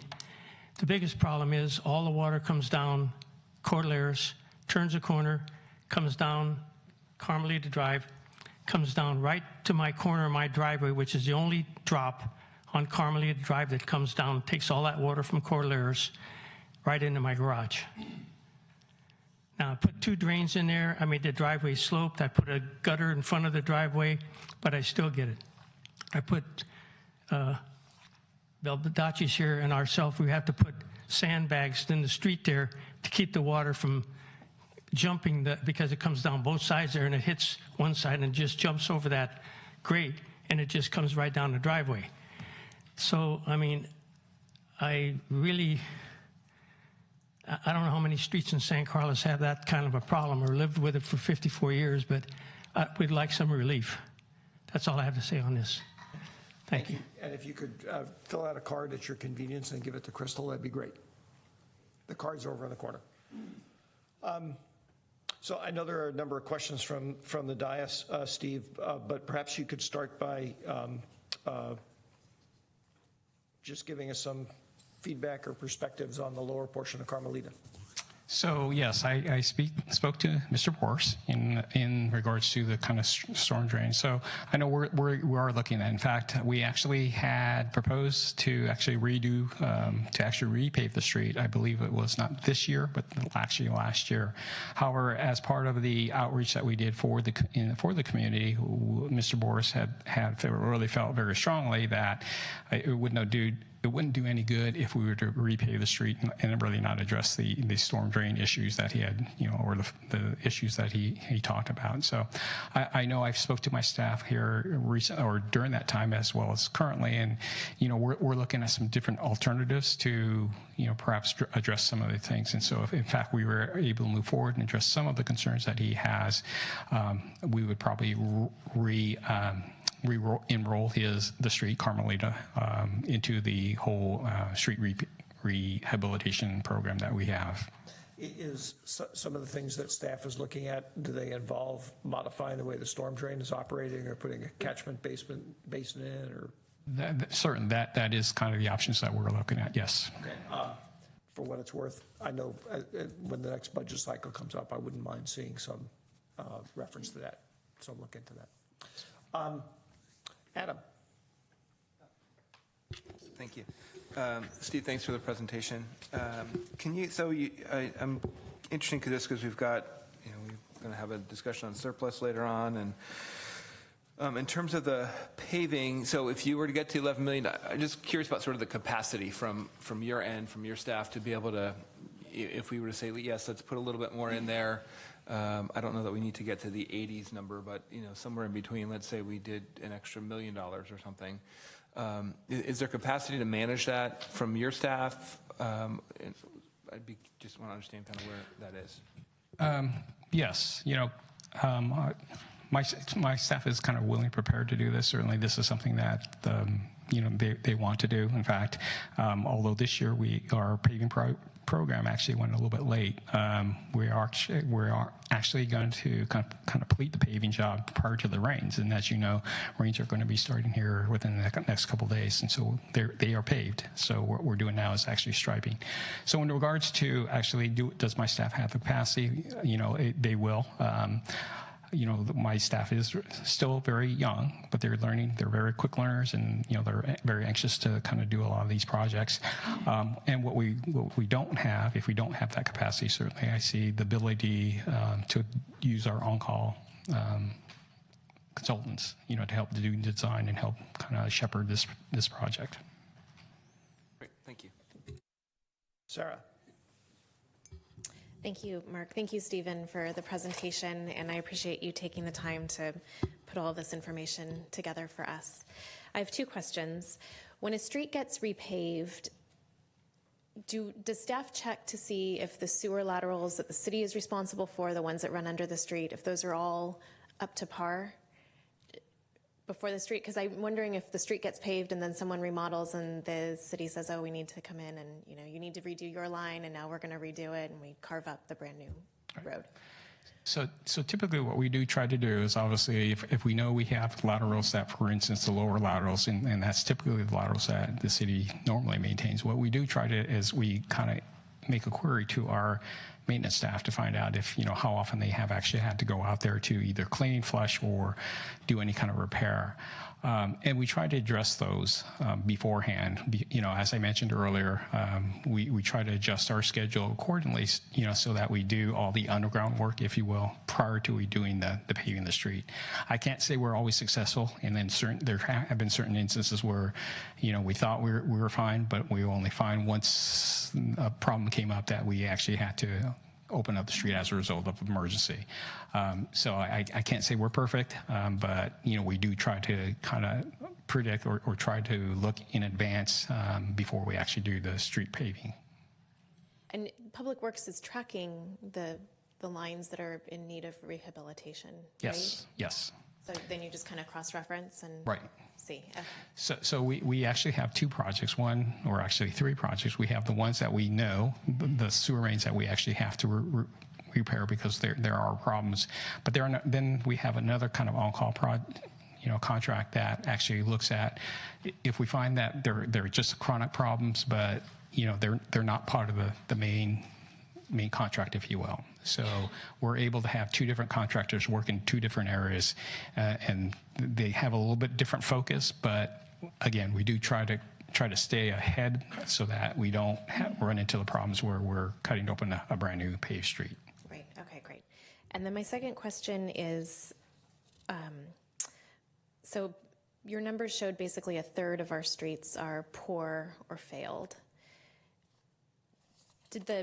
Is your chart on the budget and the money needed, does that cover all of the streets, or is that just like where does that third fit into the money needed for rehabilitation? So basically we try to stretch the 1.8, if you will, as best we can. So as I mentioned a little bit earlier, we like to try to do some of the light maintenance in that 70. Go back to the chart. Kind of in that kind of the green area, you like to do some of the light maintenance, and that would be the slurry seal, and that kind of continues the life of the loan. So we try to do a mixture of all. So we may not be able to get through all the the poor or failed areas, but we try to do as much as we possibly can. And so that's why I mentioned that there's a little bit of an art to kind of balance that out, because obviously you want to stretch the dollars as much as possible. You want to try to maximize the life of the area that are in green, but you also want to address kind of the streets that are kind of really rutted, if you will, and failed. And so there's kind of a balance of trying to make sure that we capture the whole segment and not just a smaller segment and then just kind of ignore the others. Right, I understand that too. Okay, well, I would just like to echo Adam's comment. I think I would like to fund more street rehabilitation, and maybe in our budget cycle, if you can give us a little more detail on that third of streets that are failing or failed, I'd like to try and see what we can do. I'd be happy to do that. Thank you. Laura. Thank you, Chair Olbert. So I see two pieces of good news in this report. One is I'm now a pavement distress type detector and expert, so thank you for that. That in combination with Informed San Carlos app is a dangerous combination. But and then secondly, we are better than Belmont in this case. So I think I know Charles is very proud of the work he's done recently, but clearly he hasn't caught up to us yet. But in any event, so to kind of build on what Sarah's talking about, I'm just wondering, you gave us kind of, status quo, what we have today and what Nirvana would look like, which would best us. We'd come out above Foster City, which would be really great. But as you pointed out, that would be expensive, and we'd have to carry that through a number of budget years. What I would be curious to have you, if you were to come back to us, like it sounds like you will be, to look at different strategies around addressing this. So when I look at this, if we have 6% that are at PCI 0 to 25, those streets are pretty bad off, right? But then what's curious is PCI between 25 and 70, it's a really steep curve, right? So, and in addition, the collector streets and residential and local fall below our average. Yes. So what I would be curious to see would be some different strategies to try to get us at least to the San Francisco Bay Area PCI of 67 and maybe a little bit higher, but a mix of solutions, because it looks to me like in this case a stitch in time could save 9, right, with those 2 middle brackets, right. And to try to stay ahead of that, but then we still have a number of streets that are really in disrepair. Right. So I'd be curious to see kind of a range of options that would help us kind of get ahead and stay ahead, but maybe not to the level of, just because while we do have surplus, it's like getting, $50 for your birthday. You spend it a bazillion ways before you actually spend it. So we're going to have a lot of other choices that we're going to have to make. And certainly with this an exercise, and yes, I will have my staff kind of prepare kind of some strategies on how we could get from here to there, if you will. The one thing I forgot to mention in the presentation, and this is something that I think you need to be aware of, or certainly. So whenever we do any type of street reconstruction or street major reconstruction, that's basically where we're kind of removing and doing some really heavy maintenance or overlays. One of the things that is required by law, we actually have to, if the curbs, if you will, the corner curbs do not have the ADA ramps, if they're not in place, that's something that we have to do under that project. And so I talked to my staff, and basically if you look like a 4-corner intersection, probably each corner takes approximately about $10,000 to actually convert from just a regular standard curb that you might see to a kind of an ADA ramp. And the reason why a lot of that, it seems awfully pretty expensive. So obviously that intersection of 4 corners, there's $40,000, just to convert. And that's not part of the street. That goes into, to do that conversion from the curb ramp. And the reason why is basically, I think, federal government was actually seeing a lot of cities, although they were trying to comply with the conversion over they weren't quite making it fast enough, and so the streets would actually get kind of repaved, reconstructed, but then the ramps would never get redone. So this is one way that the government would rules and regulations were made put in place to kind of ensure that cities would actually start converting a lot of the curb ramps over to be more ADA compliant. And so a lot of that budget, the 1.8 that we spend, actually does go to concrete work, which is part of the curb and gutter work, or part of the curb ramp details. Unfortunately, most asphalt contractors, they're not concrete contractors, so they actually have to get a sub. So sometimes those costs become a little bit higher than if we were to do our own. So there's a mixture of things that we could do and look at to perhaps get that cost lower, but still it's a cost that would be associated as part of the street reconstruction. Ron. Thank you, Chair Olbert. So the slide that really intrigued me is this one, that the PCI comparison, and I wonder what the discussion is like between the city manager of Daly City and the city manager of San Carlos when you look at the PCI comparison, because Daly City's doing pretty well.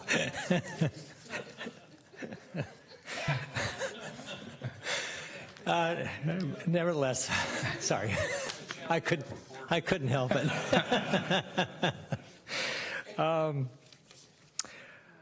When it comes to upgrading pavement, how do you measure the cost in terms of when you look at a particular stretch of road?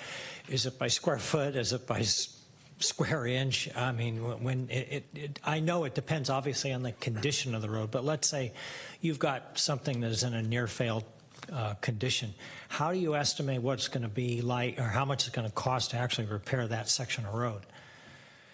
So I guess there's two ways to answer it. And one way is it's not going to make a whole lot of sense. But, the first way we look at it is based on tonnage. And it's based on the asphalt itself. So basically, if you're an asphalt person, and I'm not one of them, but if you're an asphalt person, you kind of know how much tonnage will have so much square footage of a street. But basically, what we look at is kind of the linear foot, if you will, assuming a certain width of street itself, and then we convert that into kind of tonnage, and that would kind of give us a sense. So basically, what we find is we're on our projects that we do is we're finding we do approximately about 2 miles of street every year. 2 miles of street every year. Right. Okay. And then I think this is probably more or less intuitive, but it would seem to me that the best time to fix a street is sooner rather than later. But given that, and we've got I think the number was about 30% of our streets that are, in serious disrepair. How do you prioritize it? Do you have sort of a list of streets that you are planning on that are like the most severely damaged that you're planning on, and taking into consideration what you said earlier, there may be sewer repair, there may be upgrades going on, and that sort of thing. How do you prioritize that? So obviously, I think the way that probably most people would think is, okay, you would probably want to focus your efforts on kind of the areas of poor to fail and try to bring those up to speed. Unfortunately, if you take that approach, then over a course of time, first of all, it takes a lot of effort and a lot of money to kind of address a lot of that. So you get them up to, let's say, even 60 or 65. During that period of time that you're doing that effort, some of the better streets that you have from 70 PCI or greater, actually they start to deteriorate. And as you kind of remember on that S curve, they start to hit that S, or that steep part of the S curve, so they could go really quickly as well. In the meantime, you're still kind of addressing a lot of the kind of the poor to failed streets. So it really is kind of a balance of trying to make sure you kind of address some of the good streets, kind of make sure that they stay in the green section, if you will, but you also kind of spend your money on those areas. You try to catch them early before they go into that vertical portion of that S curve. But then you also realizing that we can't just ignore kind of the poor or failed. You also try to address those as best you can. Again, taking into account what is being planned for that street, or is there any underground work or any future work going to be constructed on that street? One thing I thought of when you were going through, obviously there's a lot of asphalt involved. Is the asphalt prices, do the asphalt prices fluctuate, or do they tend to just go up? I'm sure that factors into your budget, just the pure cost of asphalt itself. It does. I mean, just like the price of gasoline that we pay.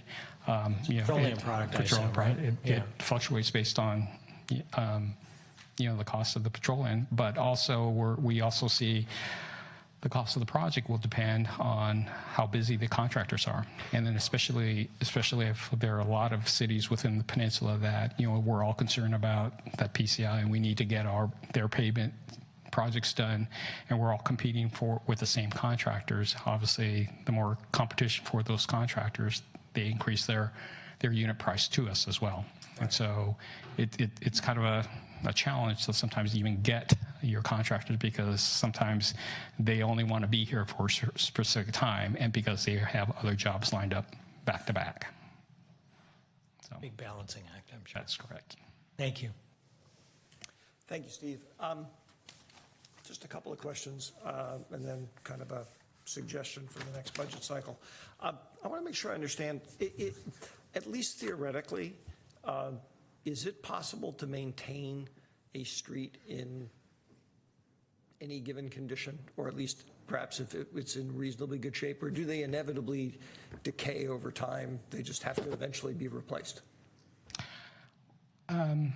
I think the best way to answer it is yes.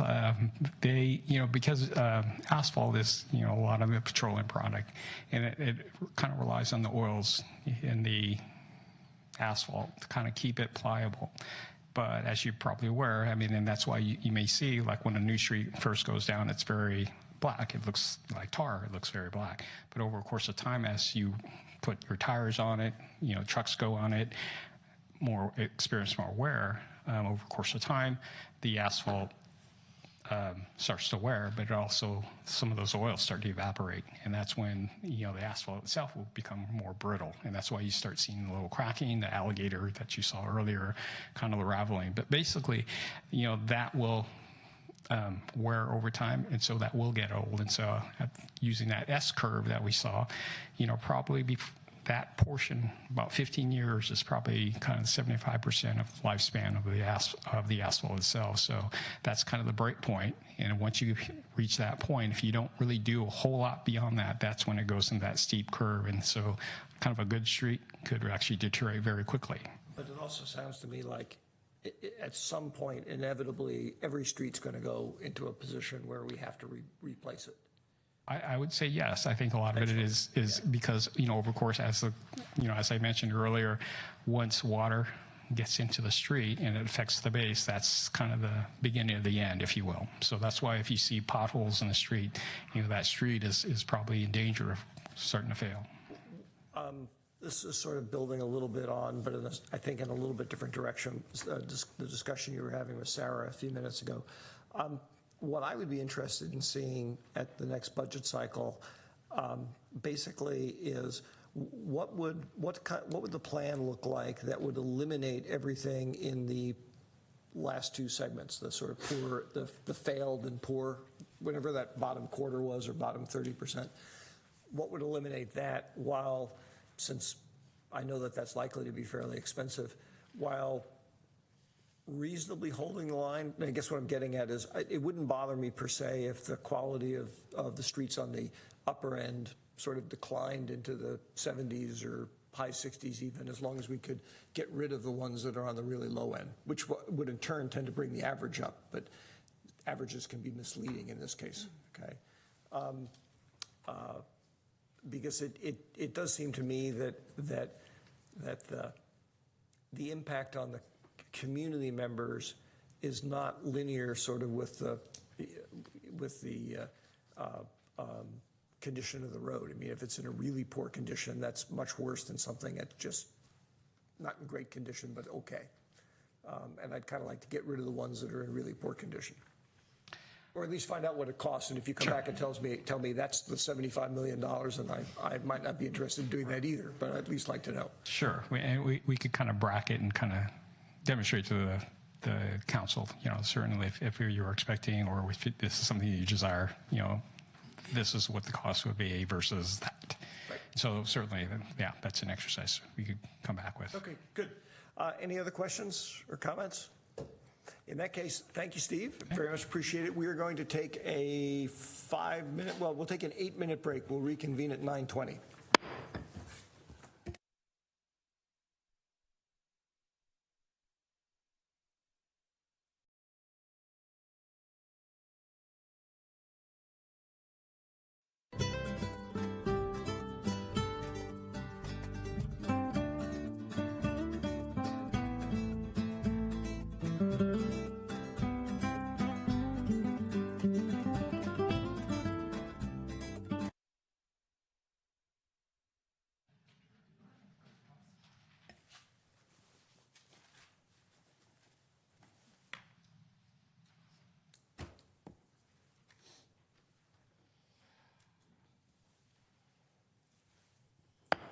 We will reconvene.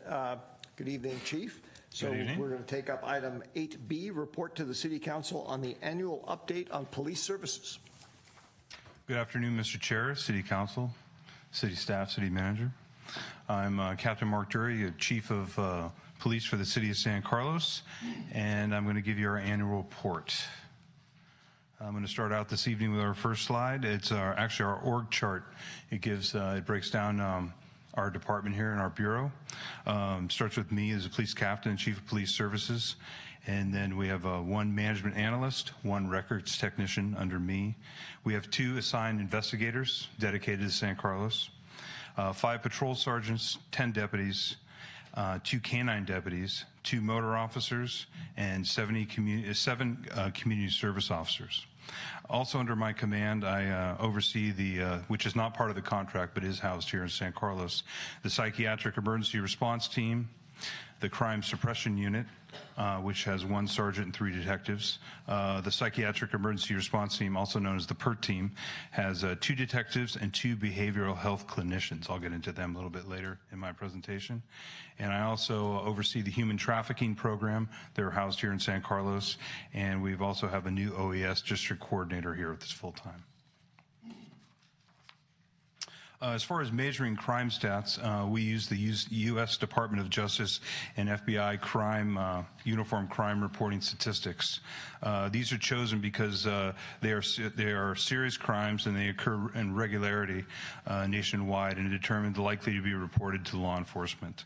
As you can see, they're a combination of crimes of violence and property crimes. We call them Part 1 crimes. Here's a 10-year overview of the San Carlos Bureau. 2009, of course, is when it was still the San Carlos Police Department. We took over in 2010. Since 2009, we've been decreasing, as mentioned in the 8 serious crimes on the previous slide here in the San Carlos Bureau. The decrease is due to our proactive measures here within the Sheriff's Office. We're always at full staff here. And we also have the intelligence-led policing model, which I'll get into further on in my presentation. It's a model on how we do our investigation and share our information, and how it's data-driven and really works for us as far as sharing information and really mapping out crime trends and really, at the end of the day, catching the bad guys. And also a lot of community outreach. So since 2017, as you can see, we've been trending downward, and in 2019, obviously it's a year to date. It's only reflects here till the end of November. In violent crime, crimes such as robbery, sexual assault, homicide, assault and battery, we've been trending down since 2009. Domestic violence calls seem to be increasing, and that's what some of these calls reflect. But again, due to our intelligence-led policing model, year by year, starting really with 2013, we've been decreasing nicely. As far as residential burglary goes, while still occurring, residential burglaries are down compared to years past. This has contributed to we're always at full staff, technological and investigative advancements, and educating the community. Community outreach is huge when stopping burglaries. People know when to call, know how to safeguard their vehicles, their homes, and such. As you can see, it's really trending downward from 2015. As we all know, 2015, we had a huge spike in burglaries. Not only did San Carlos, but the entire Bay Area. So we did really a concerted effort into stopping that, and that's where the intelligence-led policing model really was defined. It was 2015, and we started the process in 2016, and as you can see, throughout the years, ending here in 2019, it's decreased steadily and nicely, I may add.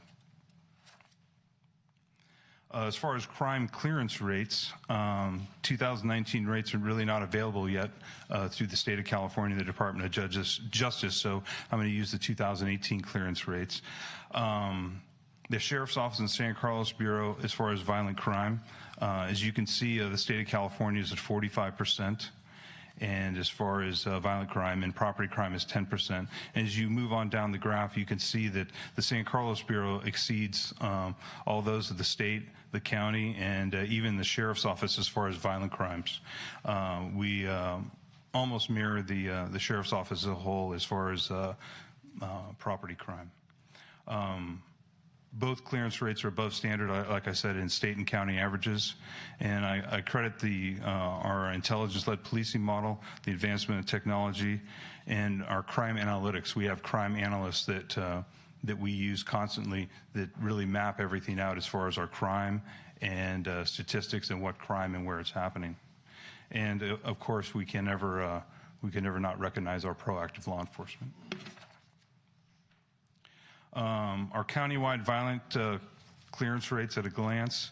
When compared to other cities, San Carlos has the highest clearance rate for violent crimes in San Mateo County. We're at 68%. This is done steadily. As you can see, the county average is at 47%. And the sheriff's average is at 63. They're factored both in the same numerics, but I broke it down and listed all the San Carlos cases over the last year, and our clearance rates are second to none in the county. And the count, as you see, they're mapped out city 1 through 10. Those are cities within our county. I'm just not going to identify them. I know it is. Countywide property crimes, clearance rates at a glance. We're at third at 19%. We have the third highest rate in San Mateo County. And it should be noticed the average clearance rate for the San Mateo County Sheriff's Office was actually second. This consists really of the data that's compiled from all sheriff's office jurisdictions. When it says sheriff, it's all our unincorporated areas and contract cities, including the Transit Bureau. And again, I credit our detectives and our deputies and our ILP model for this success. And here I'm getting finally to our intelligence-led policing model. The Sheriff's Office utilizes crime analysts to gather and access crime data. The crime data can be used to identify trends, collaborate information, and provide direction with enforcement. Our goal is always early detection in crime trends and advanced technologies. The Sheriff's Office has increased training in the use of ILP, the intelligence-led policing model, with methods and procedures, and we increased training in crime trends and investigative options. We used a system that we developed that started in 2016. It's called the Smart Force, and it's a program that we use in all our bureaus and unincorporated areas where we checked our effective areas, whether we have burglaries, and we share information on suspects, suspect vehicles, crime trends, because we've come to the realization that a lot of the same suspects are in all our different contract cities and cities around San Mateo County. So the more data we have on these suspects and their crime trends and their behaviors, the more successful we can be to get ahead of them and track them down and actually arrest them. And this is all a shared data-driven model. Automated license plate readers.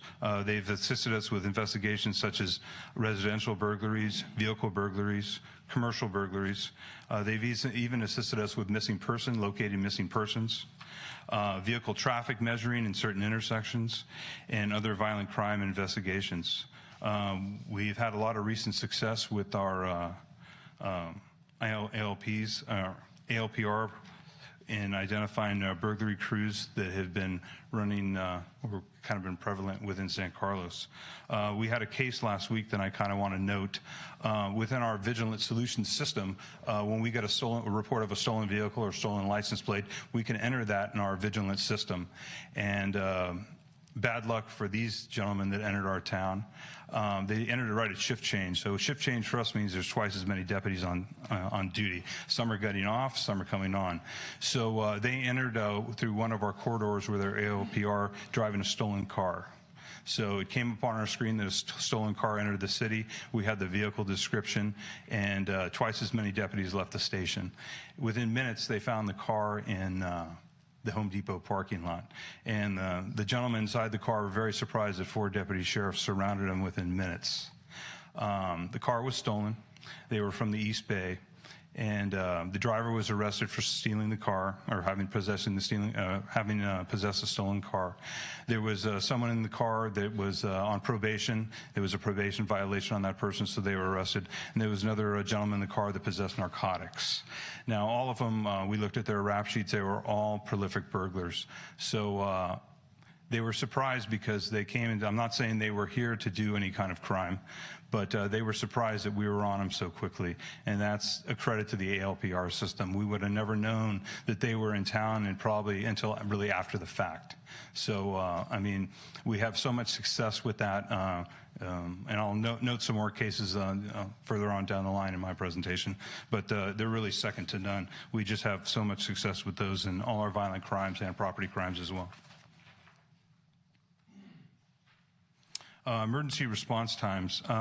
We maintain over 4-minute average of response times to emergency calls for service over the last several years. Truthfully, traffic volume is a direct impact on our response times. As we all know, as the last few years, traffic is getting worse. But with increased traffic, even with increased traffic, which the entire Bay Area is experiencing, we are proud to show only a 3-second increase from the previous year. As far as calls for service in 2018, we handled 12,603 calls in the city of San Carlos, and that's dispatch calls. That isn't any kind of in-service or any proactive stuff or calls for service or anything the deputies generate, and that is the highest volume of any of our contract cities. As of year to date right now, we're at 12,017, and if we average that out, we'll be a little over 13,000 calls for service in town. And within that, we get to most of our calls, emergency calls, within just over 4 minutes. Some new technology here within the Sheriff's Office, our body-worn camera and in-car camera systems. We've gone to a whole new type of in-car camera system and body-worn camera system. It's the Axon system. So they mate and mirror each other. So everything that we record on our cars and our cameras is automatically downloaded in our evidence-based system. So we don't have to pull any kind of film or anything like that, and it's readily available online whenever we need to see it. So we have any kind of pictures or video that's invaluable in the world of law enforcement. The cameras assist with evidence collection. It helps us with use of force reviews or any kind of complaints that we generate, and it really assists in prosecution of many criminal investigations. We're also developing an unmanned aerial vehicle program, a UAV program. This is currently a development stage. We just developed a policy and procedure. This can assist with evidence and crime scene documentation and increases officer safety when searching for dangerous persons. And it's also able to search for at-risk individuals, and it gives us an increased security measure during large community events. And the real neat thing about this UAV system that we're going to embark on here is that it has the exact same camera as our body camera. So it records everything and downloads everything to our evidence-based system. And another feature it has, which really can help with fire prevention and with locating suspects at night, it has a thermal camera, and that can detect heat sources such as with vehicles, people, or any kind of fire. And I know your presentation says tasers next. When I developed this presentation, I thought our new revamped taser program was a little farther than it was. It's not, so I decided to report on our new thermal spotlights that I'm putting on our patrol vehicles here. It's a pilot program, and we're going to put it on 2 of our patrol vehicles in the coming months, and it kind of mirrors the unmanned aerial vehicle program. They're spotlights that have infrared and a thermal camera, so we can shine it in an area that's dark, and it'll pick up heat, and it'll display it on our car inside on our MDT in our car. So in case there's any kind of heat source like a fire or a person hiding from us or any kind of vehicle, any kind of heat source, we'll be able to see it. It's kind of state of the art, so we're going to try it first here in San Carlos and a few of our other bureaus. And I'm also going to give you a quick update on our firearms range, since I am the project manager for that. We're in the final phase of our construction. In 2017, we built a state-of-the-art firearms range at the Coyote Point Park facility. Both of these ranges are really the greenest ranges in California, where we don't expose any of our lead into the ground. And it's a state-of-the-art training facility for the sheriff and all local law enforcement. Both federal, state, county, and local law enforcement use it. It's one of the most eco-friendly range facilities on the West Coast.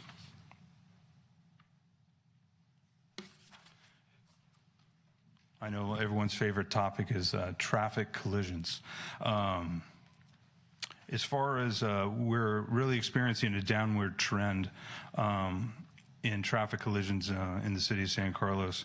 As you can see, our auto pedestrian rate is really down. It was 22 last year, and this year we're only up to 3, which is good. And our DUIs are down, our injury accidents are down, and overall we're down in accidents, DUIs, and auto pedestrians. This decrease in all these collisions and overall is due to really our directed traffic enforcement. In 2018, when I took over in San Carlos for Greg Rothis, my first order of business was to revamp not only the traffic, the way we do traffic here within San Carlos, but the entire sheriff's office. So we did a lot of traffic enforcement. We did a lot of traffic studies on where the traffic was, where the traffic accident was. And what we did was we kind of used that intelligence-led policing model and used our data to see where we really needed to enforce traffic, both on putting DUI cars at night and enforcing traffic during the day within school zones and such. And it's obviously made a direct improvement. We use the 3 E's, enforcement, education, what was the other E? Engineering. I always forget the DPW side of it, the Stephen part. And so that's what we use. So we've really been working with Stephen and with Jake, our traffic sergeant, in really working within the city to find different ways to fight traffic and to do traffic enforcement. A big part of it was community outreach, sending out postcards during different traffic campaigns, and really focusing on distracted driving. We noticed that when we focus on distracted driving and really put that out in the community, that it really made a difference on accidents and driver behavior. Now, as far as citation issuance, with increased traffic enforcement and citations, we yielded more citations this year. This was more, again, through directed traffic enforcement and finding where, the hot spots were, where we needed to work harder on making things safer. We spent a lot of time on school zones, and we spent a lot of time on Industrial Road and in various intersections on Holly and Laurel Street as well. As you can see, our success really has contributed to full staffing and traffic situation enforcement, and it really what set this apart was the traffic circuit and circulation funding that you gave us. So we were able to put many more motors and many more traffic units out during the day, especially during peak times like on Fridays and different school times, different things like that. The trending increase in parking violations issued, while we're slightly behind from 2018, the total fines have doubled. We've revamped the way we've done our parking. When I got to San Carlos, our CSOs were writing a lot of fix-it tickets, which they still do, but we really put them on a parking schedule, a time schedule where they could work on Laurel Street in different areas to work on the time meters. And it's really improved parking. I know sometimes it's hard to see the parking improvement, but it has improved, and with that, we've almost doubled our fine rate. I mean, obviously that's not our goal, but it shows that we have really been working hard on improving our traffic citations as far as moving parking along and make sure people honor the 2-hour parking limit in certain areas of the city. The reason we've been so successful in the parking program is we've increased the training of our community service officers and parking enforcement with identified violations, and we've also increased coordination with time parking enforcement routes and procedures. Traffic safety analysis. Reported traffic collisions overall are a downward trend. Reported collisions and enforcement are an upward trend. So it's been a good balance for us. Our decreased collisions are believed to be a direct result of increased traffic enforcement, education efforts with the community, and coordinated efforts with the Department of Public Works with traffic and engineering solutions. Traffic and circulation funds have been invaluable in resource and provided additional deputies on patrol and increased traffic enforcement. While we can't be everywhere at once, these funds help provide more enforcement and traffic safety reminders when the Sheriff's Office is conducting high visibility patrols and directed enforcement in certain areas of the city. Now, emergency preparedness. We used to have a part-time OES coordinator. We've hired a full-time OES coordinator now, and she's working directly with the city. Her goal is to provide emergency management training, update the city manager or city emergency operations plan, and do public outreach and community education and disaster preparedness. She'll be doing that on a full-time basis. She's also overseeing the emergency operations retrofit update, the project that we're doing upstairs, which is moving on a little slower than we'd like, but it's still moving. And we've also done, as far as emergency preparedness, wildlife outreach meetings and evacuation drills. And we participated probably in the last 7-8 months, the public safety power shutoff planning meetings. It's been with fire, the sheriff's office, the Redwood City Police Department, OES, and PG&E. We've met many times, and we were prepared, as prepared as we could be when the power shutoffs came. As far as our real-time sheriff's office response during the power shutoff, on that evening, we doubled our force. So we doubled up, and we made sure that those extra 4 deputies that we had on made sure that they saturated the areas that were without power. And during that time, even though it was difficult for many, we didn't really have any law enforcement issues or any problems moving forward until the power was turned on. Our school resource unit, we developed a school resource binder. Jake will pass this along here if you guys can take a look.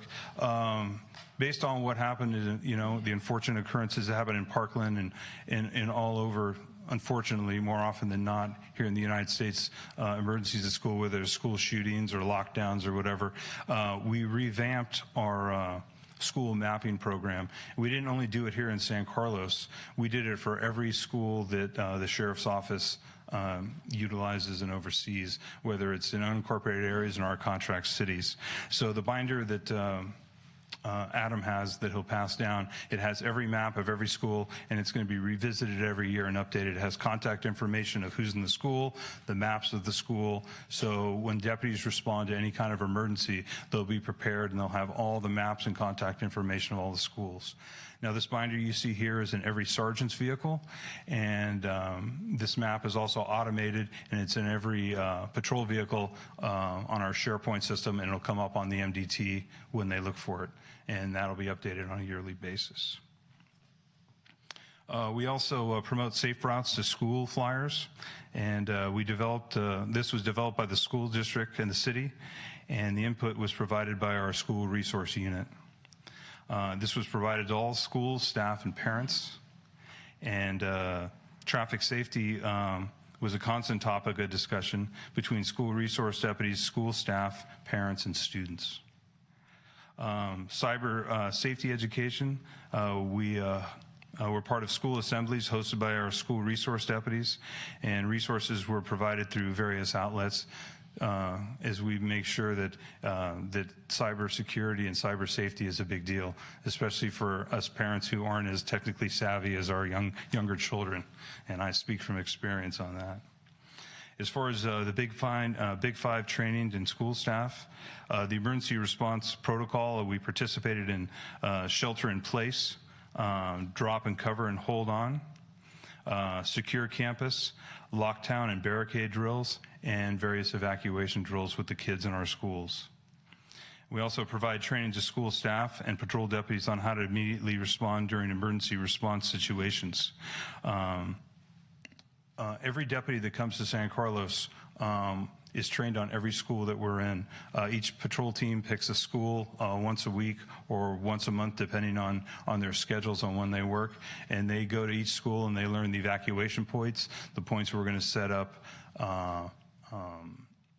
command post, and just familiarity utilizing that binder on where to go, where to be, where the exit points are, and they discuss different options. If there's an incident here, where would we set up? If there's an incident, a different part of the school where they would set up, and different things like that. So that's commonplace every month here within the sheriff's office. And we've also participated in the Big Five lockdown drills at all the schools here as well. Community engagement. As far as strategic communications, we really push out different crime trends, safety concerns, and quality of life issues. We do this through SMC Alert, through press releases, to various postcards, through the spotlight, through the council newsletter. We try to do this just to engage the community and let them know what's happening and kind of what the hot topic is in town. As far as community events, the Sheriff's Office continues to have a significant presence at the major community events and organizes many of its own events. These events include neighborhood watch presentations and training, National Night Out, Hometown Days, Night of Lights, our Holiday Troy Drive that we're doing with the fire department, and our special pre-K and kindergarten talks that our school resource officer does, movie nights in the park, and our Play Streets program. We're also doing the Holiday Charity Tour Drive that we're partnering with the fire department on, and a new thing that we're trying is a Shop with a Cop event that we've been advertising lately that we'll do through with Target. And also Adopt a Unit program. This is kind of a program that's kind of near and dear to my heart. The City of San Carlos over the last 50 years has sponsored the 101st Airborne Division Screaming Eagles out of Kentucky. They're a U.S. Army unit, and they're currently in Iraq. In October, we packaged 20 care packages and sent it out to them. And we had the school kids, our school resource officer, Albert, had the school children write notes to all the military men and women that are over there that we represent, and they represent this city. We're putting packages together again now for Christmas. So we're going to have the kids write Christmas cards to all these servicemen and women, and all my staff is going to do that as well. And I'm going to ask some of the city staff to help, and I would like to offer maybe give you guys a few cards if you guys would like to write it, and we can put the more cards the better. So we're going to send probably 20 packages out probably the second week or third week of December if you guys are up to it. We will provide you with the cards. Downtown Services Unit. It's a pilot program that all of you are very well aware of. It was launched in October 2019. It was the directed focus was on downtown safety, traffic and pedestrian safety, parking concerns, and dealing with various community issues. And also we found out it was really a good way to identify homeless people that are in town, and it's really the best way for us to offer them resources and how to live their life better and how to get help.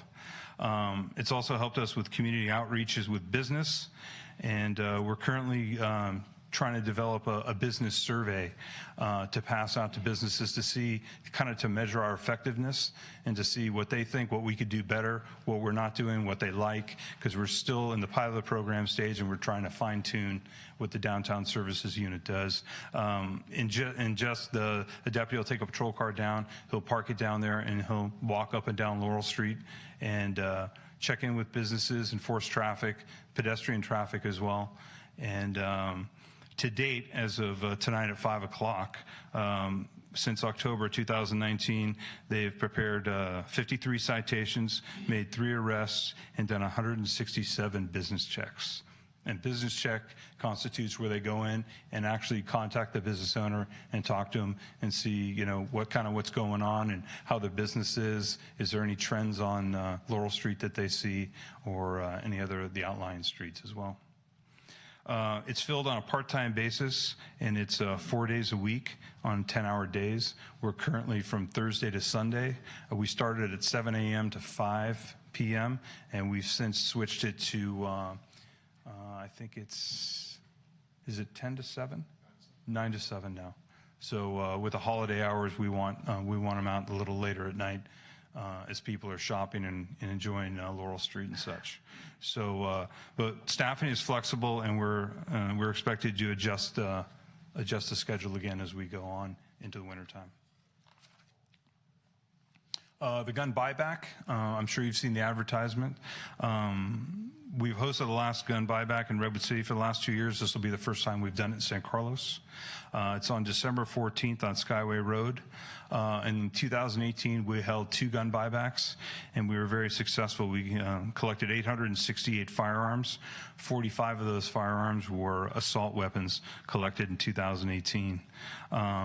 And during these events, we pass out firearms safety information, and we provide firearm safety locks for people that don't have them. Those are all free of charge.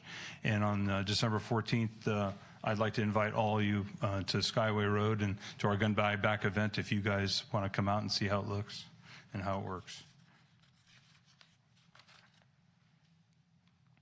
As far as other major initiatives that we've worked on and we're going to go in 2020 is maintain school safety. You know, student safety and traffic safety is paramount for us. And we always find a way to improve on our preparedness in schools, as I indicated before. As far as community events, we had the unfortunate event in Gilroy that happened at the Garlic Festival. And because of that, I don't know if anyone noticed, but for Hometown Days, we actually doubled our police force that day. But I didn't want it to appear that it doubled, so they were actually stationed in various areas where they were spread out. But we had twice as many law enforcement officers on that day than we had the year previous. Not that we were expecting anything, but we just wanted to be prepared. So I don't know, did any of you notice? It worked, Jake. So.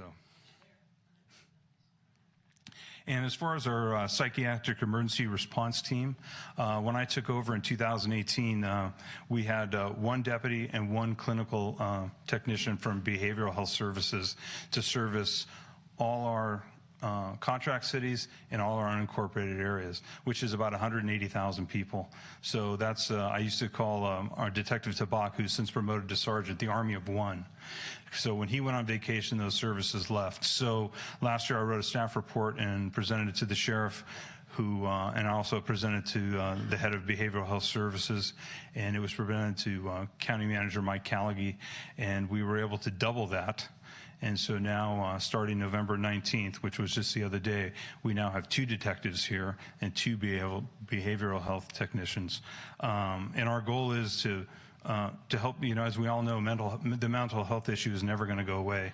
And so we have twice as many people working for us. They hand out resources, and what they do is they review every crime report that we have that comes in every night. And if there's a mental health component, they reach out for resources, reach out to the families, and to see if they need anything. And hopefully we can get them out of the system, because a lot of times the mental health system isn't really, or people with mental illness, law enforcement isn't what they really need. It's really resources.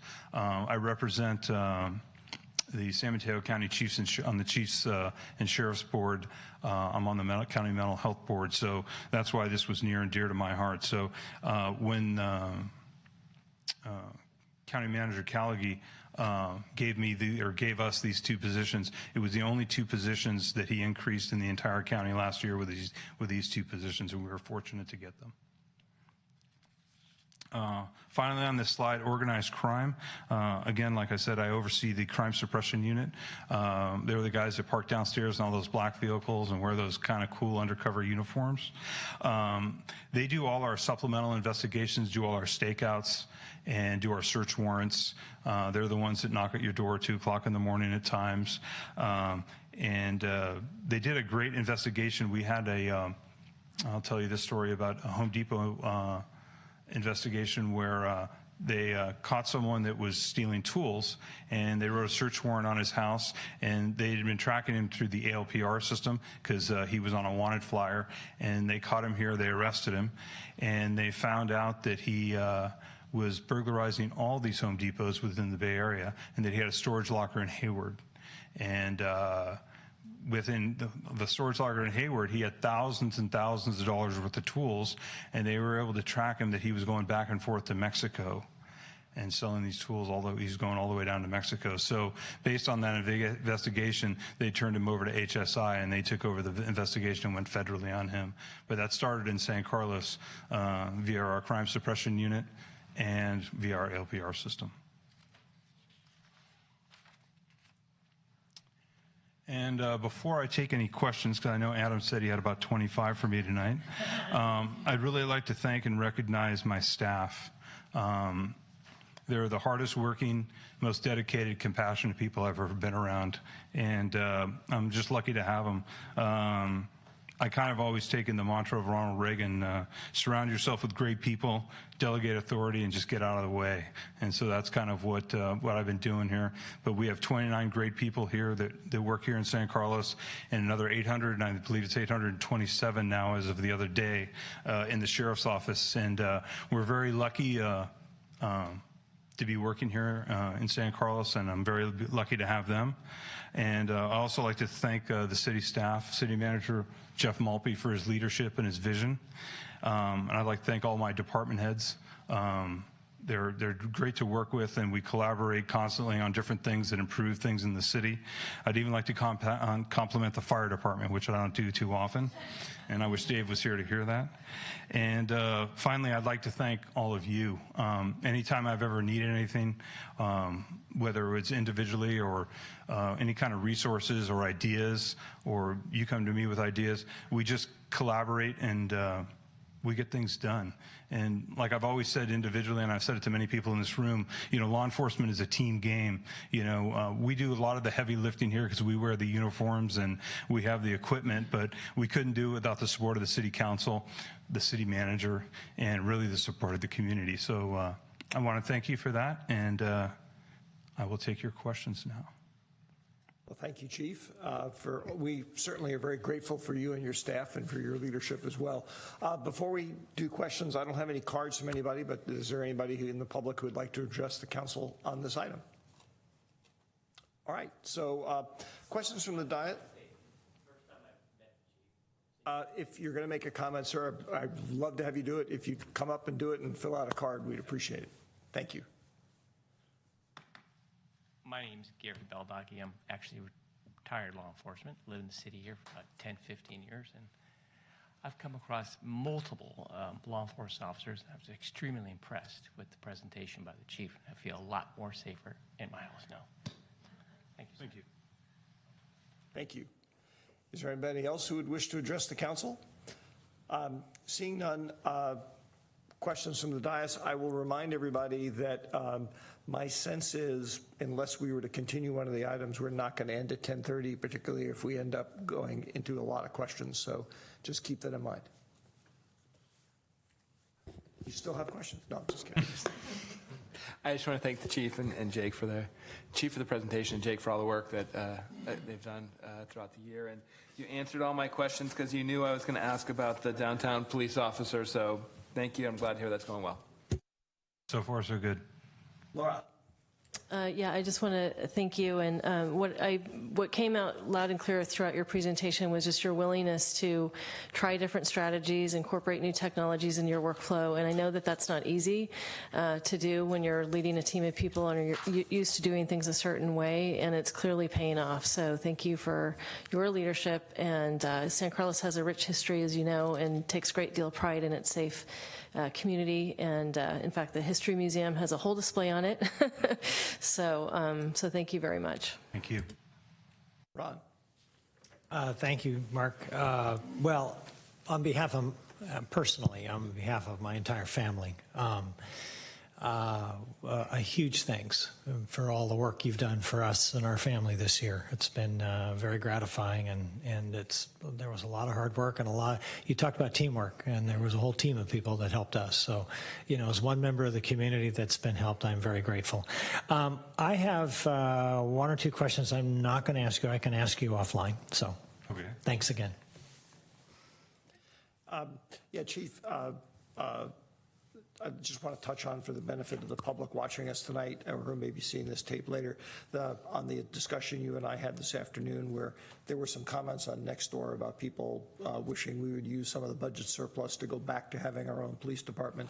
And I think I forgot to ask you, is it okay if I suggest to those folks that they call you up and sit down and talk to you about what their concerns or issues are? That would be fine. Okay. Yeah. Go ahead. No, I mean, I'll talk to anyone about that. I mean, do you, as far as what I think, I just think that we are the best model. I could probably give you 4 million reasons why I think we're the best model, because I think our budget is probably around $8.9 million, and a comparable community would be Belmont, and they're around $14.5 million. But here you get resources second to none. It was explained to me one time that, we have 29 people assigned here within the San Carlos Bureau, but there's an 800-pound gorilla that's one phone call away, and I'm talking about the other 800 employees.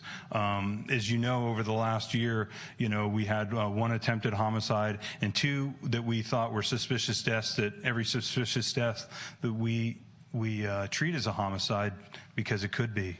And within half an hour, there was 6 homicide detectives here on each of those cases. You wouldn't get that in another police department if you had your own police department. And you're under the umbrella of the entire sheriff's office. You pay for that budget as far as the $8.9 million or so and the 29 people here, but you get all 800 of us. We had, I remember when we first came to San Carlos, there was a bank robbery at Chase Bank on Laurel Street, and within 3 minutes there was 14 sheriff's cars there. You're not going to get that in a smaller police department. The resources we have, the crime lab, and our Office of Emergency Services, different things like that, you're really not going to get. This is really the best model of policing that you can get. We do all the risk management, we do all the hiring. You're guaranteed every day when you wake up, you'll have 3 deputies and 1 sergeant. And if one of those sergeants is on vacation or one of those deputies is on disability, you'll still have 3 deputies and 1 sergeant, because we'll call one from either Redwood City or another outlying bureau. You will always be full staffed here. In many other police departments, you have to work short because you just don't have the manpower. And if you work short, a lot of times you'll have to take a detective out and put him into patrol, or take someone off a motor. You have 2 full-time motors here, and tonight we added 2 more motors to our fleet. So as you see that there could be more motors coming on a part-time basis here in town. Based on my previous presentation, enforcing traffic is very important to me, and so with that we're making strides on making it better and using our resources here. And I just think that we're second to none. I would certainly agree with that, and I appreciate your willingness to talk to folks who may have issues or not be aware of some of the things that you were just outlining. So I will definitely pass that along. Thank you. Okay. Thank you very much. Thank you, Sergeant, for coming as well. If I may, Mark, I just wanted to say thank you as well. And I'm sorry? And I also wanted to thank you for sharing this binder with us tonight. It's amazing, isn't it? It is really great. And as a parent of young children, you guys are so on top of it with the safe routes to school and the school resource officer and this. And I just think that that's a wonderful facet of your operation that maybe not everybody knows about, that you're really looking out for our kids. Well, that's why I wanted you to see the binder, because it took about 6 months for that to put together, to get all the numbers on the maps, and a lot of the stuff was outdated. So they did a fantastic job. That's great. Thank you. Certainly. All right. With that, we will move on to item 9A, consideration of adopting a resolution accepting and agreeing to an amendment to restrictive covenant at 1785 San Carlos Avenue, authorizing the city manager to execute the amendment and authorizing the freezing of current traffic, housing, and development impact fees until December 31st, 2024. Thank you, Mr. Chair and members of the City Council. I'll be presenting this matter tonight. What you have before you is something that was discovered in the courts of the sale of the property. That is this covenant that's attached to the staff report from 1963 that was for the benefit of the city of San Carlos and limited the use to construction of a medical and dental center, which is currently on the site. In 2011, the city as part of its general plan amendment process, rezoned the property not knowing about the covenant, and it's been since 2011 zoned as in the RM 59 district, which stands for essentially multi-unit projects are allowed that are up to 50 feet high, not 50 stories, 50 feet high, and have up to 59 units per acre. So when that was discovered, we started some discussions with the then future property owner to see how the amendment could be, the covenant could be changed with an amendment that could be brought to the council. The amendment does a few things. The proposed amendment would, in addition to the current use of a medical and dental center, would allow a multi-family unit with strict compliance with the RM 59 standards, which would limit the height to 50 feet in perpetuity. The second thing that's in the resolution that you're being asked to approve is part of the negotiation was to apply some certainty. The city's getting some certainty on another aspect that I'm going to get to later, and then the developer wanted some certainty on development impact fees for the project. So what's before you is to freeze those fees until December 31, 2024, and that should allow for some ample time to propose and bring to the city for review a future project on the site. And the third aspect of what you're looking at tonight is to lock in affordability for units and require 20% affordable housing units on the project. Our usual ordinances require 15%, so this is an enhancement in that regard. And it's also an enhancement in regard to the types of affordable housing. It has a 75% would be moderate income, 8 1/3% would be for low income, and 16 2/3% would be for very low income. So those are in our ordinance, those levels of affordability aren't specified. It just says affordable. So you're not only achieving a higher percentage, but you're achieving some lower or achieving, but would require in a future development some lower income units to go online. Keep in mind that we're not changing the zoning here. This is changing an agreement that the prior owner back in 1963 made with the city that put a restrictive covenant on the property. The current zoning allows for an RM 59 unit, so we're avoiding some ambiguity by having this agreement, and the city's getting some enhancements for some, as we've heard before, some desperately needed low and moderate housing units to be potentially developed in the city. Now, what would come after this, and that's was part of our discussion. You know, how does the developer bring a project? Does the developer bring up a request to amend the covenant along with a project, or do they just ask the council to consider this type of a resolution and amendment to the covenant, and then they pursue a project that would be subject to all the review and consideration by the Planning Commission, the City Council at a future date? So it was decided that the best way to approach it is to see if the council in the first place is willing to entertain changing the restrictive covenant to allow a potential development that's consistent with the current zoning or not. So that's why it's here before you in this form, and you don't have a project before you, because that is something the developer is going to have to bring forward in the ordinary course of project review in the future. So with that, if there are any questions, I'd be glad to answer them about the restrictive covenant that's before you. One note that somebody pointed out to me that the staff report didn't have the correct breakdown in the affordability, but the resolution has the correct breakdowns and the amendment to the restrictive covenant. Thank you, Greg. We'll get back to you, I'm sure, with questions in a minute. I have 2 speaker cards for folks who would like to address the council on this item. If there's anybody else who would like to join in that commentary, please fill out a card and give it to Crystal. First up is David Baldacci. Debbie, excuse me. Why?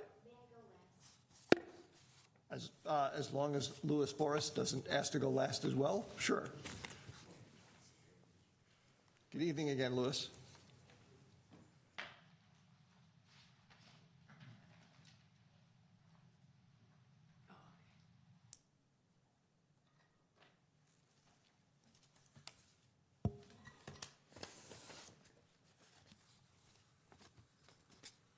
Mayor Overbrook, City Council. Again, my name is Lou Morse. I live on Carmelita Drive, and my house or my backyard backs up into the creek, and I'll be seeing the back end of this building, not from the left, not directly in the back of me. I have 3 triplexes back there, but to the left of that. I've been living on that street there for 54 years, and when I first moved down here in San Carlos, I saw the logo, which it says up there, the City of Good Living. I'm really concerned with the way the city is going right now.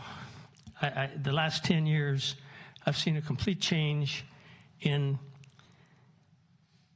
the planning and the infrastructure here without consideration of what the people in the city want. These buildings on El Camino, that have gone up there, to me, it's an eyesore when you come into San Carlos now. It's I am being a developer and all, I feel it's like the city of bottom line, that we get this income from there, and we have this $9 million over budget now, or surplus that we have, and I think that the planning was a little not completely thought out, in my opinion. The traffic in the residential streets, if you go down any street now, you can't go down from Belmont Avenue down to El Camino without having to pull over about 6 times to zigzag in between the car, let somebody else pass. The traffic here, as far as the way the traffic patterns are, there should be some kind of traffic studies here to have one-way streets or something to get the traffic flowing a little bit better, because the traffic getting out of where they want to put this project on Cordilleras and San Carlos Avenue, I have a trouble getting. I live on Carmelita there, and I come right there and I try to get out. When you get out, you have to turn your car kind of sideways to make your right-hand turn, because these cars coming down San Carlos Avenue, if they're up on Alameda, you better scoot and get out of there, because they're coming down not 25 miles an hour, but 35 miles an hour, and they'll run right up in the back end of you. I think what they should do is cut off these large projects at Prospect Avenue. It's a perfect place to cut it off there, because it goes down from four lanes down to 2 lanes. And now with that thing coming out, they're going to have to put a stop signal at Cordilleras there for us to get out. That's about all I have to say about that. I'm deadly against this building. Thank you, Lou. You certainly can. Next up is Debbie.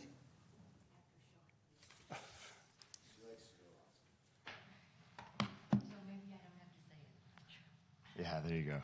Good evening. All right, good evening, everybody. So my name is Sean Peters. I moved to 1866 Carmelita about 18 years ago. I've raised a family of 5 there.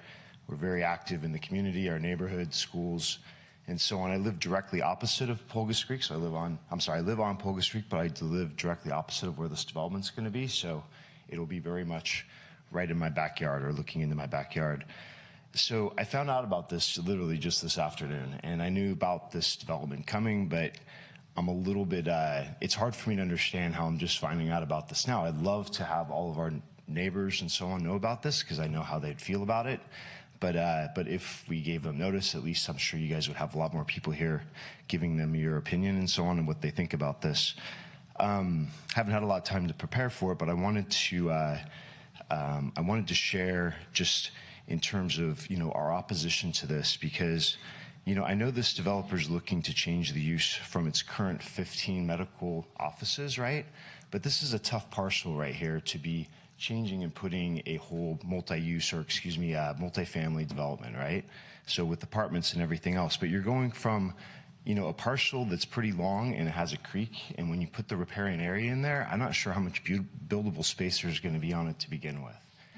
So adding a 5-story building, you have to keep in mind, I mean, all of Carmelita, it's one of the best streets in all of San Carlos. I mean, I know I'm biased, but at the same time, it's all 1-story homes. So you're going to have a 5-story building butting up against the street, overlooking all 1-story homes. So it's going to change everything for us. I think that there's a reason that they made that a medical office space. And it's just, it would be nice if we all had a chance actually to, before you guys vote on changing this, that everyone from at least our neighborhoods had a chance to come in and you could hear their own opinions about it. So I know you guys are all out here, you know, protecting the city, our interests, the residents' interests. This is definitely not in our best interest. So I'm hopeful that you guys will vote this against this or keep the way the resolution is today. But I understand there needs to be a new development, and that's okay. It's just a 5-story one right here on a creek. When you add the 25-foot setback from the top of Creek Bank, I don't think you're going to have an opportunity to build much right there. So that's it. Thank you very much. Thank you, Sean, right? Yes. Good. Thank you, Sean. Debbie, do you want to address us? Yes, please. Okay. Debbie Balducci. Thank you so much for your patience. And for those of you that have heard me before, my main issue is flooding and storm drains. And I also am on Carmelita, and this property will back up to my property over. Most of it looks directly into my property. And I've submitted an email. I only learned today about this, so I gave a hard copy to all of you for your records. I won't repeat everything in that here in the essence, so to save time. But a couple of things that you may know about me from my last presentation is I generally try to find old documents from the city council or whatever that showed why something was done in the past. For example, closing Postman's Path. In this case, I have not had time to research why the city asked for a protective covenant on the restriction of residential over retail when they approved this development in 1963. However, based on my discussions with some longtime residents, it's my understanding that the city asked for the covenant because this property was located so close to Pulgas Creek. That was one of the main reasons. So Pulgas Creek is one of the riparian corridors, as you know, that drains the city's water down into the bay. And there's already flooding from Pulgas in certain areas of the city. Where we are, our storm drain for the entire block of the street empties out into the creek, and when it backs up or has high flow or there's high tide compounding rain, then we get flooding on our creek. So to add a highly dense population of property to that right on the creek right there, that's going to make that worse. And then think about this. Each property owner owns the creek up to the center line. So if this property is allowed to come in there, they have a 15-foot drop in some places down to the creek.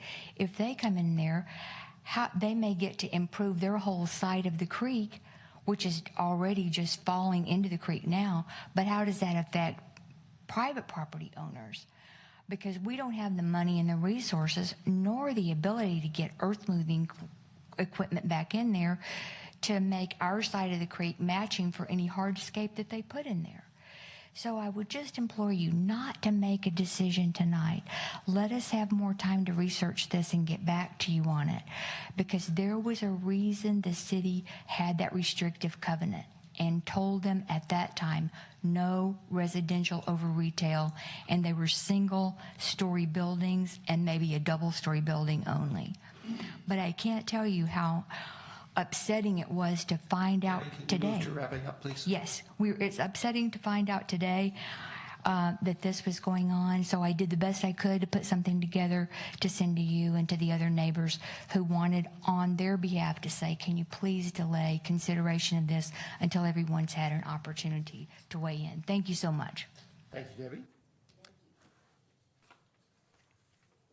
Is there anybody else who wishes to address the council on this item? I am going to entertain a motion to extend the meeting, if somebody would like to make one. Chair Albert, I move we extend the meeting to 10:45. Second. There's a motion and a second. All in favor say aye. Aye. Aye. Aye. Any opposed? Motion passes. I know we have questions, I'm sure, from the dais. I'm going to just start by asking, this may be a Jeff question, or I'm not sure who exactly it is. Can you educate everybody a little bit on what the current code requirements are as far as developments that back up on a creek, and perhaps if you know the extent to which, oh, sorry, I didn't realize Al was here. Sorry, Al. Al, can you discuss the way the current development rules are controlling any project that nowadays gets built next to a creek, and if you know how those may differ from back in 1963? I think that might be of interest. Good evening, Honorable Chair, members of the City Council. So the setbacks for a creek development are 25 feet from the top of bank, and it's been that way for decades. Hasn't changed in our zoning code.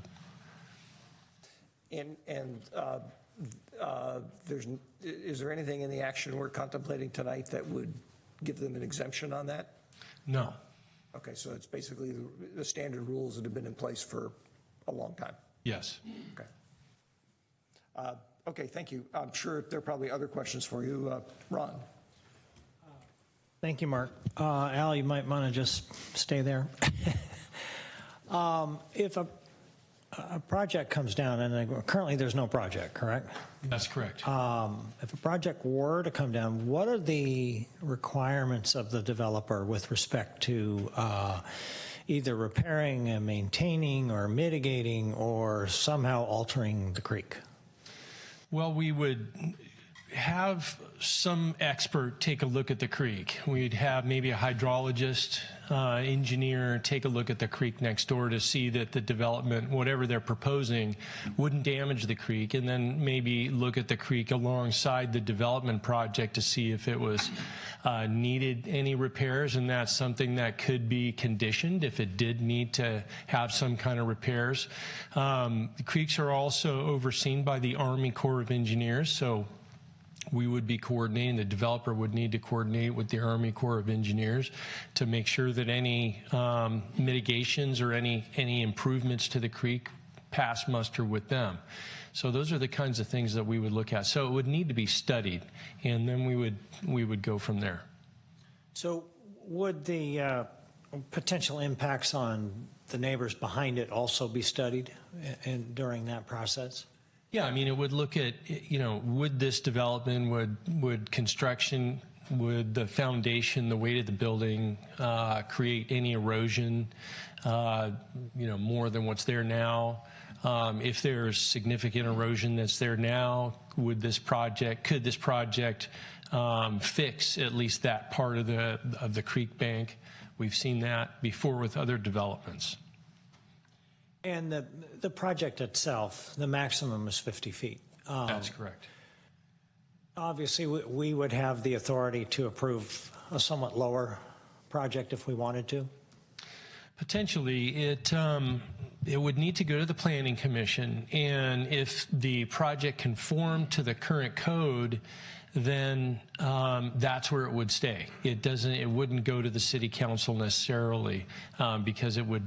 Most developments, if they conform to the current zoning, that's the Planning Commission would then have authority. However, the City Council could call up the project after action by the Planning Commission, and you could reconsider the action by the Planning Commission.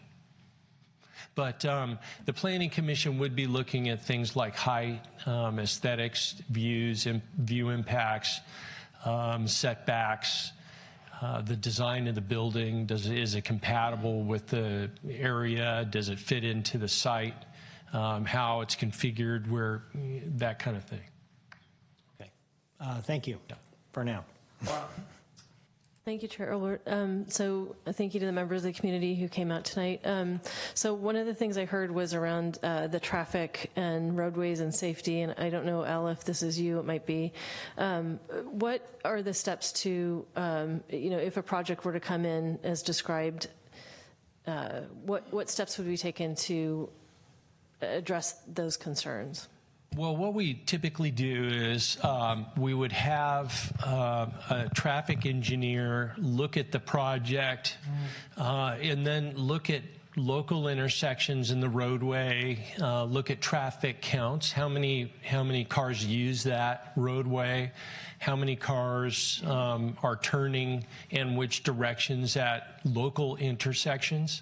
And then we would have that data and take a look at that data. And they would also say, okay, would this project, with the number of vehicles and people living in this project, create any more of a slowdown on the roadway system, or would turning movements at an intersection be impacted significantly by this project? So that is something we do as part of the environmental assessment of a project like this.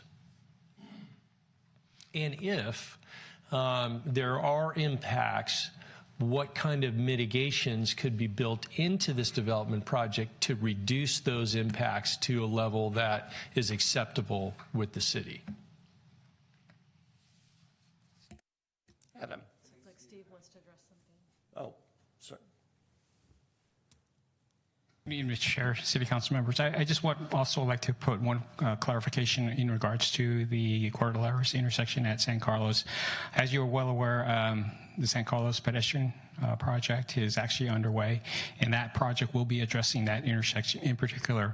As you are probably aware now, the Cordilleras street is actually at a skewed angle to San Carlos Avenue. So the intent of the project is actually to square it up and make it more of a right angle or T intersection there. So that would certainly help some of the visibility as far as the sight distance as you come out of Cordilleras as you look down either way of San Carlos Avenue. So and the project is under construction now. Thank you, Steve. Adam. Thank you, Chair Elbert. I just want to sort of also mention that I did meet with the current owners of the property as well, and that it is not sort of impacting me, but I wanted to get information from them on what they were thinking of doing. And then, so you talked about traffic mitigation, and we also, if this covenant is lifted, as part of that is, so there's no density bonus allowed, correct? So what we're talking about for height would be the max, and 50 feet would be approximately 4 stories. Is that right? That's correct, yes. And no density bonus. So regardless, because under normal circumstances for housing, you can get a density bonus to add or grow, and the city has no control over that. That's correct. Under normal circumstances. Okay, thank you. And so I think from my end, I mean, where I have the biggest concerns about this are the impact to the creek and the neighbors on the other side. I know we heard from Mr. Boris about the flooding that we've had over there now. And so that's to me the biggest concern that I have about what's mitigation could be done on that, because to me it's a big unknown in terms of how we would potentially try to manage that and maybe impact. I mean, can we require something if a project comes through to duplicate whatever is done on one side to be done on the other, to make sure that the folks on Carmelita are protected as well? Through the chair and Councilman Rack, I think right now we're not really the way we're presenting this and dealing with the covenant first. We were very careful to talk about what we could see as far as something that would be consideration for removing or changing the restrictive covenant, as opposed to designing the project. So one of the things that staff was thinking is the best way to approach those types of questions is it's a legitimate issue to bring up, certainly, but it's something it can inform for the review in the future, as opposed to amending the covenant or doing something at this stage, because we don't really have enough information to. Well, right, because there's no actual project right now. I'm just thinking any kind of project like that could have a significant impact on the creek, and I'm just concerned about that impact. And I think that I'm because of the creek setback and the location of this property, that will almost certainly have to be analyzed as part of this project. So it's something that a future project. So it doesn't. It's not necessary that we address it tonight, is what I'm advising. And can you tell me sort of the process then, sort of if some project comes forward that goes through the normal course of action, I think was mentioned, the ability of the city to, like, city council to look at it, and can you explain that process to me? Yeah, under our code, there's two methods for something to come up from the Planning Commission up to the City Council. One is if an interested party appeals it, and the other is for the council itself to call it up, which is tantamount to an appeal. So if the council, if a majority of the council thinks it should be pulled up, then we can agendize that to have it brought up for further review at the council level for what they call a de novo review, like an appeal. So you'll be having a second look at whatever the Planning Commission looked at, and you can independently make a decision based upon the facts and the information that we have at that time. And that would come at a time when the Planning Commission either approved or denied a project. That's right, correct. Sarah. Thank you, Mark. I too met with the developer of the project, and I just wanted to educate myself on the project, and I want to thank the members of the community who came out here tonight. And I do want to make sure that our neighbors on Carmelita are feeling informed about this process going forward, so and that they have input into the process. I want to make sure that we are bringing them along and listening to their input and their feedback. So I know that if this goes to the Planning Commission, there would be that opportunity to weigh in, right? Are there more? Yeah, absolutely. It's a public, duly noticed public hearing. And depending on the application, there's some distance notification requirements that everyone within a certain distance of the project gets notified. There are also requirements on projects like this for the developer to do outreach to the neighborhood and whatnot. So this is just an unusual set of circumstances to have a covenant here. So we're sort of talking about a project, but it's not a project where we have an application on yet. So there is no, the process hasn't begun yet. Normally we wouldn't even know, that somebody was planning maybe to submit a project at this point, but this covenant is the first time in my career I've seen one of these. Thank you. Laura. And I'll second that, me as well. Thank you, Chair Olbert. So I did also meet with Dunchance Development. They requested a meeting, so of course I took that and listened to what they had to say. In the resolution, it talks about that it could potentially provide an opportunity to improve the riparian environment along Pulgas Creek. Could you help me understand that a little bit better?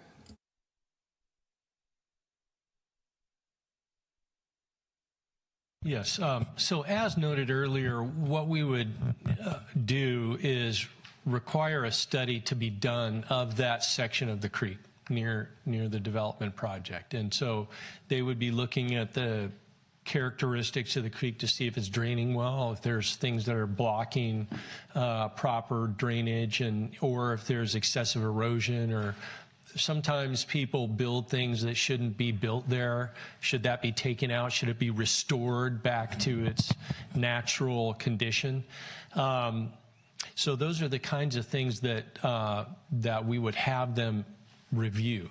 So we really don't know a lot. I mean, just kind of the neighbors would probably know a lot about it, looking at it over the years and watching the behavior of the creek, but we really don't know too much. The city, we don't have the studies, we haven't studied it yet, but those are the kinds of things that we would look at.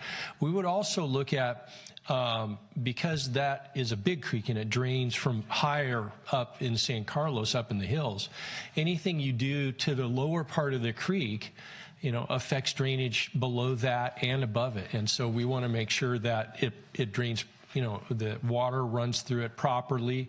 We don't want flooding to occur. We don't want anything that this development project would do to create a flooding or significant erosion problem in this very important channel. So those are the kinds of things that we would be looking at. Adam. Thank you. I just want to follow up on the outreach piece. Is it, so what is the current, if it was just a regular development, is it 150 feet? What's the distance in terms of notification for something like this? It's 300 feet from the boundaries of the property. So essentially we draw a line around it, and all the properties that are captured within that circle around the boundaries of the property would be notified. All the property owners would be notified in advance of the meeting. But what we also do is we strongly encourage the developer to have neighborhood meetings, to reach out to the neighbors themselves, to try and set up meetings. Sometimes they go into people's homes and invite the neighbors. They have coffee. So we encourage the developers to take part in that, to do that. In some development projects, we will assist the developer, and we'll have something at the library or here at City Hall, and we'll invite all the neighbors, and we'll have the developer answer questions, and the staff will be there to answer questions as well. So on most of the development projects, it's usually an iterative public process, even before it gets to the Planning Commission. Great, thank you.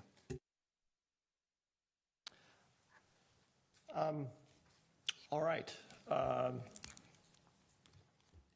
Would anybody like to propose a motion?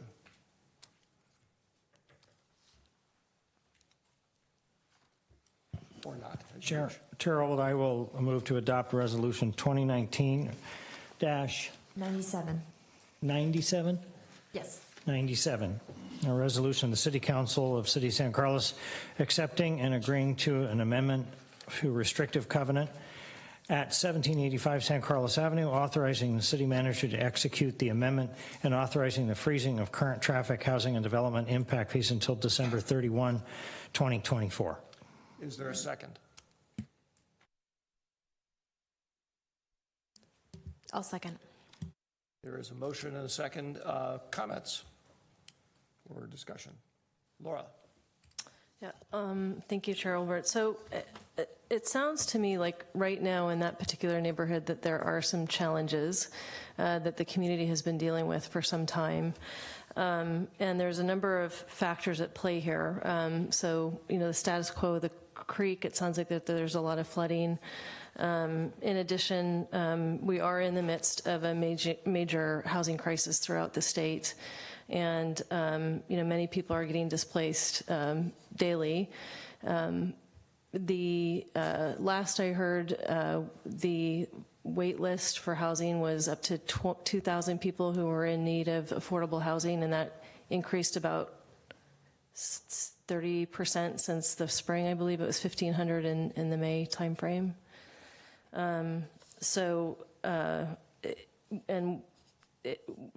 There's the potential to address, I think, multiple concerns with this. I know we're not voting on a project, but with this, by lifting this covenant, right, that could open the door to, I guess, making some improvements in the area potentially. Is that what I'm hearing? Well, if we don't lift the covenant, but simply all that can be there is what's currently there, and so there wouldn't be an opportunity to review a project that might have some different approaches or enhancements. So it would be status quo. Yes. Okay, thank you. Yeah, I just want to make a comment here that I very much appreciate people coming out and wading through a lengthier than we anticipated meeting to get to this point. Probably the important thing I want to make sure everybody understands is that this is the very, very beginning of what may turn into a project. And there will be a lot of opportunity if something comes forward for the public to weigh in. There will be environmental impact reports that have to be done. The public actually has an opportunity to weigh in on the scope, if you will, of the environmental impact report before it gets done. In other words, issues that need to be reviewed. And then the project evaluation itself is a pretty in-depth review as well. So there's lots of opportunities for people to be involved. This is part of the reason I support what we're doing here tonight. Is, to me, this is allowing the zoning land use designation that's been in place for quite a while, which is the multifamily housing use, to actually be implemented. In other words, that too was the result of an in-depth study and balancing of various forces. And we are removing sort of an unusual thing that block that. But it's not as if this is a cavalier or casual thing to do. There's been a lot of work spent on deciding what type of land use can go where. There will be a lot of time spent on what kind of project, if any, goes here and what it's going to have to do to mitigate any issues that it causes. So that's why I'm comfortable going ahead with this, because there's lots of checks and balances going forward. Ron, I see you want to say something as well. Yeah, just a couple of comments. These are never really easy decisions. We always know that decisions that we make impact somebody. But when I look at the bigger picture, and the bigger picture being the need for housing in the county and, in general, and San Carlos in particular, I don't want to close the door to opportunities. Maybe there will be a project there at some point that will not be as intrusive as people think it might be. But as the mayor, as the chair said, this is we're doing something that is allowing the zoning to be returned to what it was meant to be. And any project is a long way away. There's going to be ample opportunity for public input and for everybody to have their say, and it ultimately may affect exactly what is built by the developer. All right. With that, any other comments or questions? Not questions, comments or whatnot? Seeing none, Crystal, would you please call the roll? Councilmember Rack? Yes. Councilmember Obert? Yes. Councilmember Palmer Lohan? Yes. Councilmember Collins? Yes. And Councilmember McDowell? Yes. Okay, the motion passes. We actually have one more item to go, and I apologize for, I know there's at least one or two members of the audience and also some staff members who have waited out here the entire time. But if my colleagues would indulge me, I would like to actually ask that we continue this item until our next meeting. I talked to Jeff, and he said that from staff's point of view, that's okay. I just have a commitment that I have to meet that starts at about 4 o'clock in the morning. So I'm good with it. People okay with that? So can I just ask, does that mean that the next meeting is we have nothing, it's sort of just the organizational meeting, so we're talking about pushing this to January then? Or can we do it during the December meeting? Do it at the reorg meeting, because the reorg meeting without an election is usually pretty straightforward. Yeah, well, and I was anticipating January, but it's up to the council. There's no timing issues associated with this item.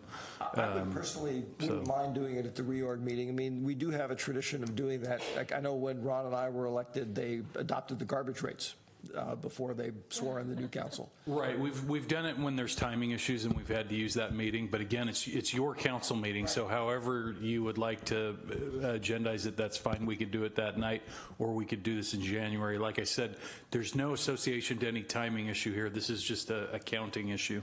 I would personally vote for doing it in the reorg meeting. What's the rest of the council think?